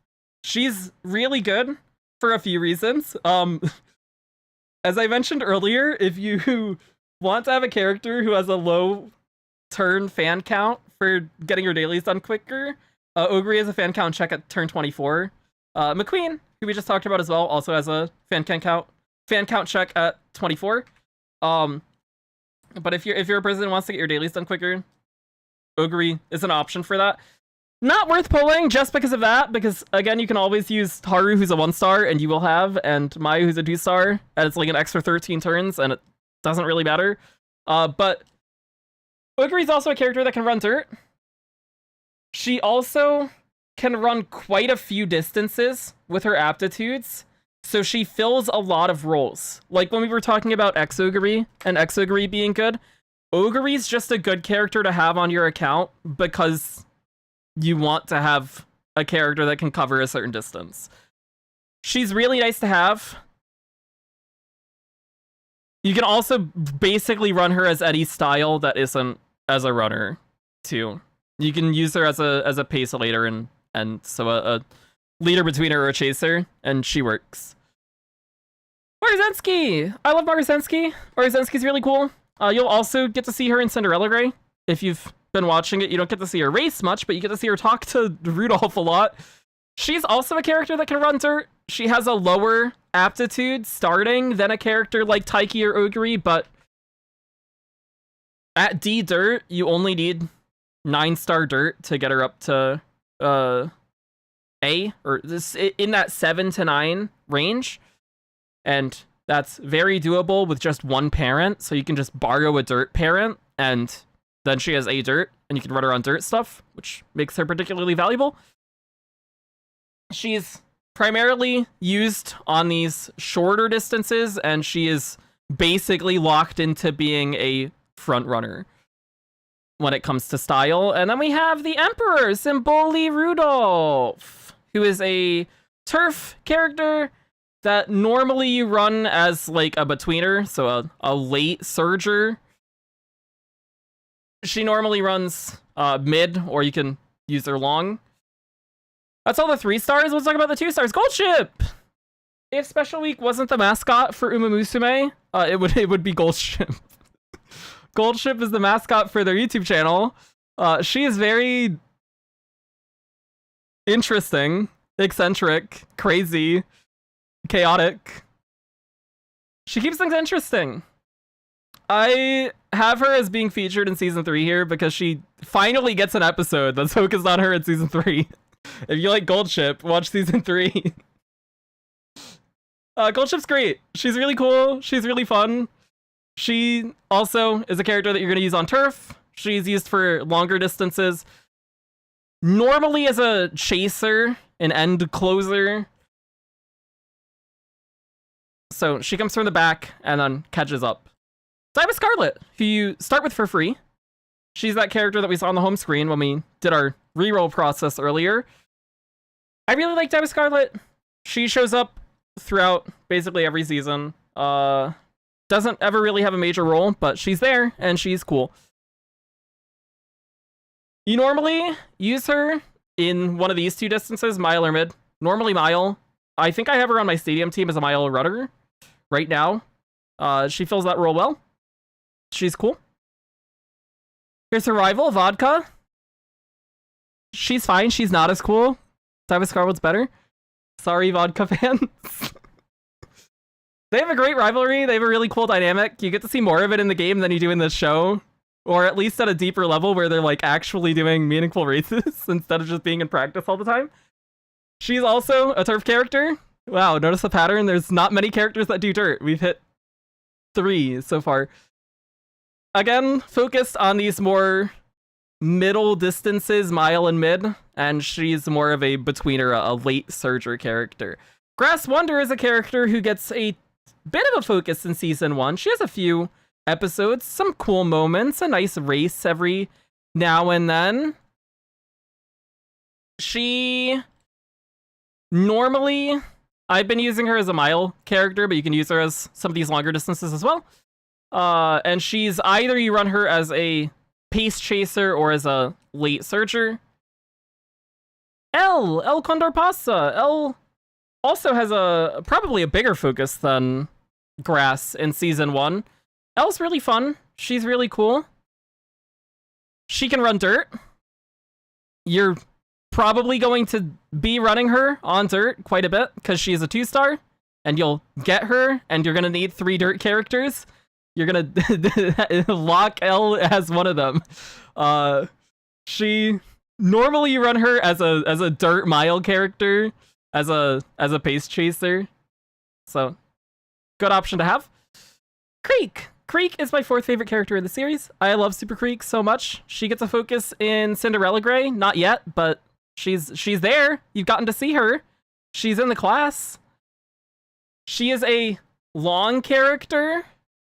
We talked about her earlier, as her support card is really good. One of the downsides to her at launch, which I don't think I talked about earlier, is you can't use a support card for the character that you're training. So when you train Super Creek, you can't use her card, and her card is very good, especially at launch for characters that want to run medium or long distance, which there are a lot of characters at launch that have aptitudes for medium and long distances. So that's part of the reason why her card is very good at launch. It's also just a good card in general. But basically, you can't have multiple of the same horse girl in a training, whether that's as a parent. So you can't have like a parent Creek be Creek's parent, or you can't run a parent, or you can't run a Super Creek support card as you're training Super Creek. So that does hurt her a little at launch. But you can use her as like a long pace chaser. Normally is where she would be used. Maya the Genius. Maya no Top Gun. She's cool. She has E-Dirt.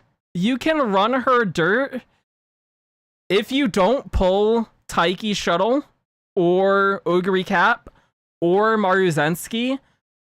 She's probably your 3rd dirt character. You run L, you run Haru Urara, which we will talk about later, and you get dirt parents, and you run Maya as a like dirt runner. The good thing about Maya, especially when it comes to Team Stadium, especially when it comes to launch, is her aptitudes are very, very versatile. You can basically take a parent and let her run any distance, any style, any track type, which helps with filling in your stadium team. Basically, for Team Stadium, which we'll talk about later on, you need 15 horse girls. 3 for each type of race. So 3 sprint characters, 3 mile characters, 3 medium characters, 3 long characters, and 3 dirt characters. The dirt race is dirt mile. And you can't have any overlap. So you can only use each character once. So you need 15 unique characters to fill out your stadium team. Maya being able to basically take any distance and any style is extremely useful, especially because when you get to trying to get good stadium scores, you don't want to have style overlap. There's a thing called good positioning bonuses, where basically at certain points in the race, if you're in a good position for your style, you get bonus points. The problem is, if you have multiple characters running that same style, one of those characters will get that bonus and the others of that style won't. So ideally, on your stadium team, you want to have 3 characters of different styles, and Maya being able to basically run any style is particularly useful. I'm glazing Maya a lot because she's cool. I like Maya. She's like I think I have her 7th in terms of my character rankings. I got a figure of her right behind me on my shelf. She's really cool. I like Maya a lot. She's good. Air Groove. Air Groove is basically you run her mid or mile. I think I have her as a mile leader on my stadium team right now. Or I had her there and then I think I had her and then I replaced her with North Flight or something. Relatively recently. She is basically seen as the right-hand assistant to Rudolph throughout Pretty Derby. That's not the case in Cinderella Grey, where that role gets taken by Marzensky. But she's fine. She's cool. Now we get to the 1 stars. Nice Nature. I love Nice Nature. Nice Nature is great. She's got a little bit of a niche as a debuffer, which can be useful for some PvP stuff like Champions Meeting. Particularly early on, I think it has fallen out of favor as time has gone on. But in a mode like Champions Meeting, where you have 3 characters on your team, and the goal is that one of those characters wins the race, and the positions of the other characters doesn't matter. Having 2 characters that are good and can win race, and then 1 character that just acts as a debuffer, which Nice Nature can do, that is a play style that you can go for. When it comes to debuffs, that basically means there are debuffing skills that drain stamina from other characters or slow other racing styles down. So you can load Nice Nature up with debuff skills. She starts with some debuffing stuff as well, and then just have her as your 3rd character in Champions Meeting and just hope that she does enough to drag some of the other characters down to help your other characters win more frequently, as opposed to trying to train 3 characters that can win consistently when you only need 1 character to win. So that is something she can do. That's her main use from what I have seen and what I have gotten use out of her. But she also is she's a late chaser, late surger. I don't even, late surger. I gotta get used to name translations. That you primarily will run on these longer distances. She can run mile as well. You just parent her and boost the aptitude. So you can basically use her as a debuffer in any of these types of distances. Harurara! Hey, look at that! A dirt! Wow, she's the only character at launch that has A dirt. That's crazy. Which means you don't need any dirt factors to get her to A dirt, which is cool. You're gonna use her as one of your dirt characters at launch, unless you miraculously get Oguri and Marzensky and Taiki Shuttle and want to use all 3 of them for your dirt stuff instead, which you can do if you want, but for the most part, that's not going to be the case for most people, and most people are going to get good use out of Haru for dirt stadium stuff. She basically only can do the first 2 distances, so if you're running her in Team Stadium, you want to get a parent to bring her mile up to A, as opposed to staying at B, and you run her as a late searcher or chaser, depending on who you have for your Team Stadium stuff. You can run her as either of these 2. King Halo! King Halo's cool. I like her a lot, actually. She is normally a character that you run on these shorter distances. She's also a character that does that late surger style, but her distance aptitudes aren't bad, and you could run her in some of these longer ones if you would like to. She has a focus in Season 1 as well. Haru also does. I didn't mention, Haru shows up elsewhere, probably as much as she does in Season 1. She shows up in Road to the Top quite a bit with Ray Shower, but she has a presence in Season 1 too. Agnes Tachyon! Tachyon is one of the main characters in the movie. She's very cool. She also seems like a character that is very polarizing, and you either like her or you don't.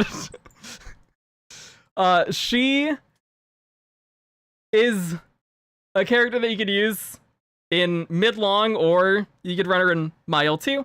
She's normally used as a pace chaser. She has a good unique. I haven't talked about uniques much at all. One of the nice things about her as a 1-star is she has a unique that is somewhat useful at times. Bakshin. Bakshin's cool. Bakshin is basically a sprinter, and that's it. And you can use her as a runner or as a pace chaser. She shows up a little bit in Season 2. She shows up in the first anniversary special. She's cool. She's really cool. I like her. She's like a class rep. Ryan! Mejiro Ryan is one of the Mejiro people. She shows up a very tiny bit in Season 2 for like a few minutes. She might show up elsewhere, and I've forgotten about her. Out of all of the characters that we have at launch, I think Ryan might have the least presence. or I'm forgetful and she's slipped my mind, unfortunately. But she doesn't get much screen time in the anime at all, unfortunately. She's cool though. She's got a great design. One of the few short-haired characters that we have. Winning Ticket gets a focus in the 3-episode OVA that happens between Season 1 and Season 2. She's part of that BNW trio. She's cool. She's alright. I like her more than Narita Taishin, which is another member of that trio. She's my second favorite of the trio after Biwa. She is mostly used here as like a media betweener. She's fine. And then we have this one, whose name I might butcher, but this is Machikane Fukukitaru. She's got a really long name. It's very hard to type without messing it up, unfortunately. She's a fortune teller. She shows up mostly in Season 2, and she's more of that mid-long betweener style. That's all the Umas. There are a lot of them. Even though there's only 25 at launch, it's a lot. There's a lot of people, and the roster just gets bigger, so you'll get very used to these characters, and you'll learn to love them, enjoy them. They're all great.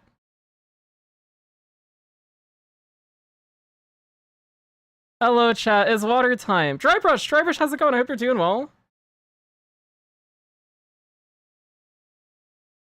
Oh my gosh, this is the Hachimi song. Let's go, Teo.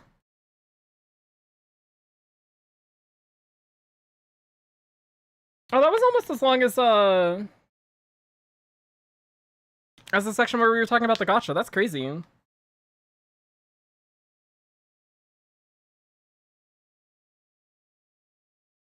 What inspired you to make this? I did a similar thing to this for ZZZ and Wuwa.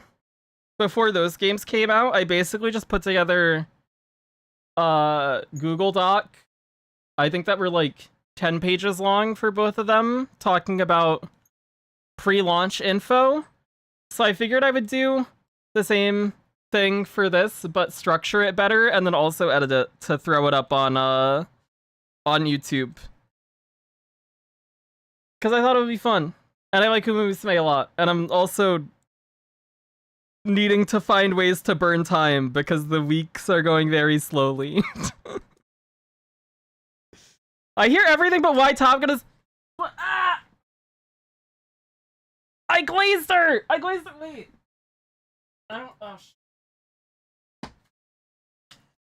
I would turn my camera on, but my camera's broken. Actually, oh wait, I think I have a cheap webcam I can turn on really quick. Wait. Do I have one?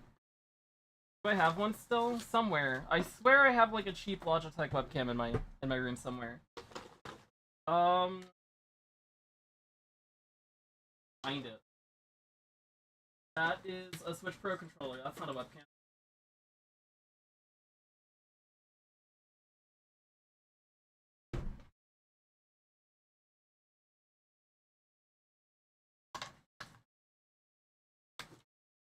I cannot find my webcam, unfortunately.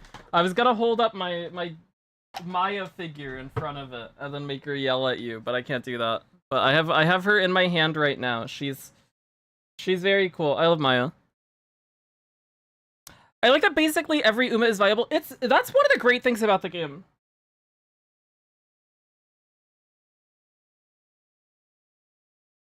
And also one of the reasons that I have no problems just recommending that people don't pull on character banners and spend most of their stuff on support cards. Because you can basically just use whatever characters that you have or characters that you like, and as long as you have the support cards that are good, you can make them work. And I think that's really cool. It's really nice.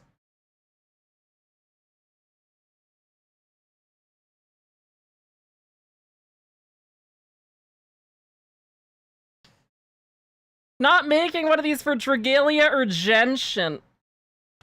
I had to go back in time to do that. If I ever get a time machine, I'll become a Dragalia Lost content creator. That would be the first thing I do. I would make a Dragalia Lost channel, and I would also transition that to Genshin when Genshin came out. And I would know all the stuff, and it would be so cool. It would be really great. Is this game gonna have PvP? Yes. Yeah, I mentioned earlier, PvP is very present, but if you are not a fan of PvP,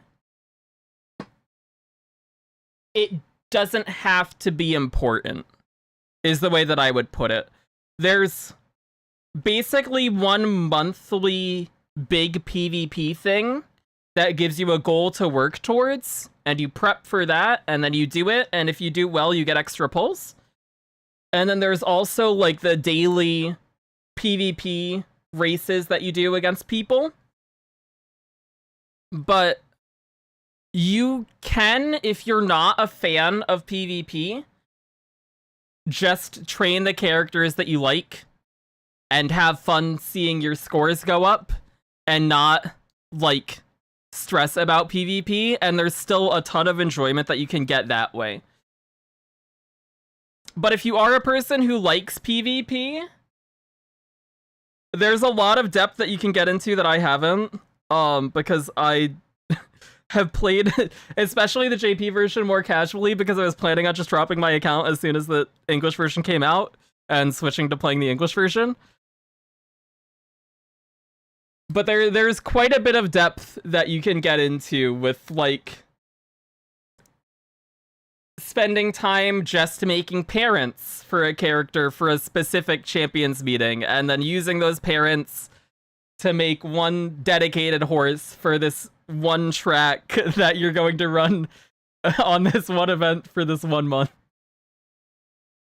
There's a lot that you can do, which is cool. It's really cool if you want to take the time to dive into the systems and the mechanics and learn how certain skills work and all of that kind of stuff. Do you think Cygames will launch their Battle Pass early into? I hope so. I think they mentioned the auto play mode. I think out of the 3 QOL things that are most likely to come early, or I think it would be that which they had mentioned, the Battle Pass, and be able to view event outcomes in game, which I don't know if they mentioned we're getting that at launch. I think those would be 3 of the big things to come, and then also the, like, the expedition system as well. I think those are some of the big QOLs that will hopefully come early.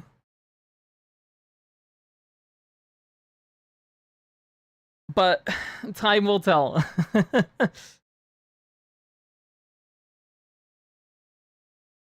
We'll see. Let me take one last sip of water. I have one thing to ask. What is it? What is it?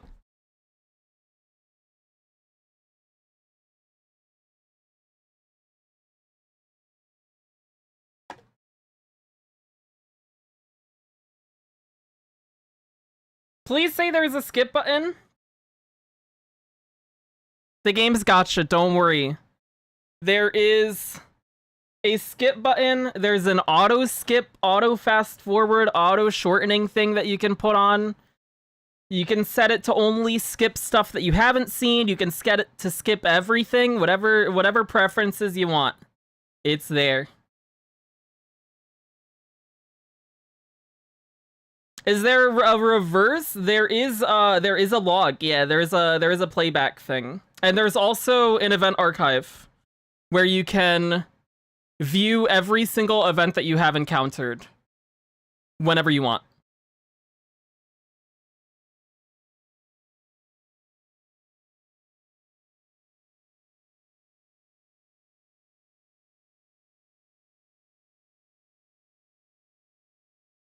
What I will probably end up doing, I mentioned this on stream the other day, but before I get too sidetracked, I'll keep this short and then talk about it more later. But what I will probably end up doing is, because I'm gonna reroll anyways, I'm probably gonna keep a few accounts that get different characters, and hop between all of them, and at the very least post videos of each of the launch characters, like full training scenario stories, because I think that'll be fun. And just throw those up on YouTube. Maybe do like one a day or one every other day or something,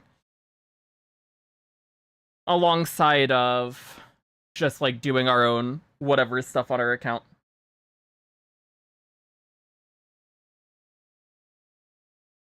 But that's the plan. And I'm also gonna be streaming it a lot because I enjoy the game and it's fun. Is there a way to loop replay stages infinitely once? There is so there are basically daily races that you do for materials. And the way that those work is you can batch clear them and just auto skip through them. There's also other periodic events, like legend races that pop up every now and then, where I think the first time you do them, and it's also the case for the daily races as well, the first time you do it, you have to like watch the race, but you can also, once you've started watching it, you can skip through it. And then after that, you can like just auto skip through it. But the main training mode itself is something that you like actively have to play through until we get the guided career function, which they mentioned is coming to global early. In JP, that came at 4th anniversary, and it only supports URA finals, which is the first scenario, and it supports Twinkle Legends, which is the most recent scenario. So the 8 scenarios in between that don't have the autoplay at all. So I'm assuming with global, we'll be getting the autoplay mode in like a month or two for our first scenario, and then as we get new scenarios added, we'll either get those added to autoplay as they come out, or maybe like a month after they come out if they want people to like play the scenario first or whatever. But they haven't given a specific time period for when the autoplay is coming, and I think that that's gonna be how quickly they get that out might be important.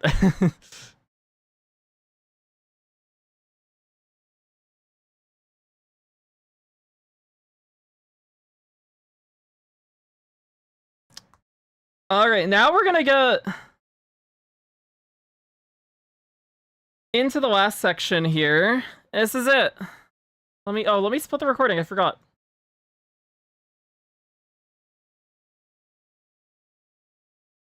All right, this is it. This is the last section of this presentation. And I don't have any slides for this section. I started making slides for this section, actually, and then I stopped, and I deleted the ones that I had. And instead,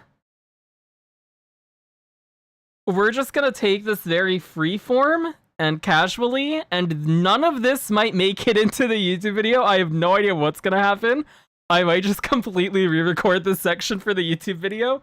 We'll see. But I'm just gonna open the game up, and I recorded a URA training, and we're gonna watch through that, and we'll talk about that. And if anybody has questions on the game too, in chat, feel free to ask them, and we'll talk about that stuff. That's where I'm at now. Cause this got to 100. Once this hit 100 slides, I was like, okay, maybe that's a little much. So we're just gonna open up the game. Unfortunately, I have to VPN to Japan to open the game up because the MM player gets very mad at me. There is a chance the stream goes down for a few minutes because OBS doesn't like when I do that. So if I disappear for like 2 or 3 minutes, that's why I'm gonna click the button. Oh wait, before I click it, are you gonna be using Top Gun? 100%. 100%. We will use Maya everywhere. I love Maya so much. She's so cool. Okay, I'm gonna click the button. Hopefully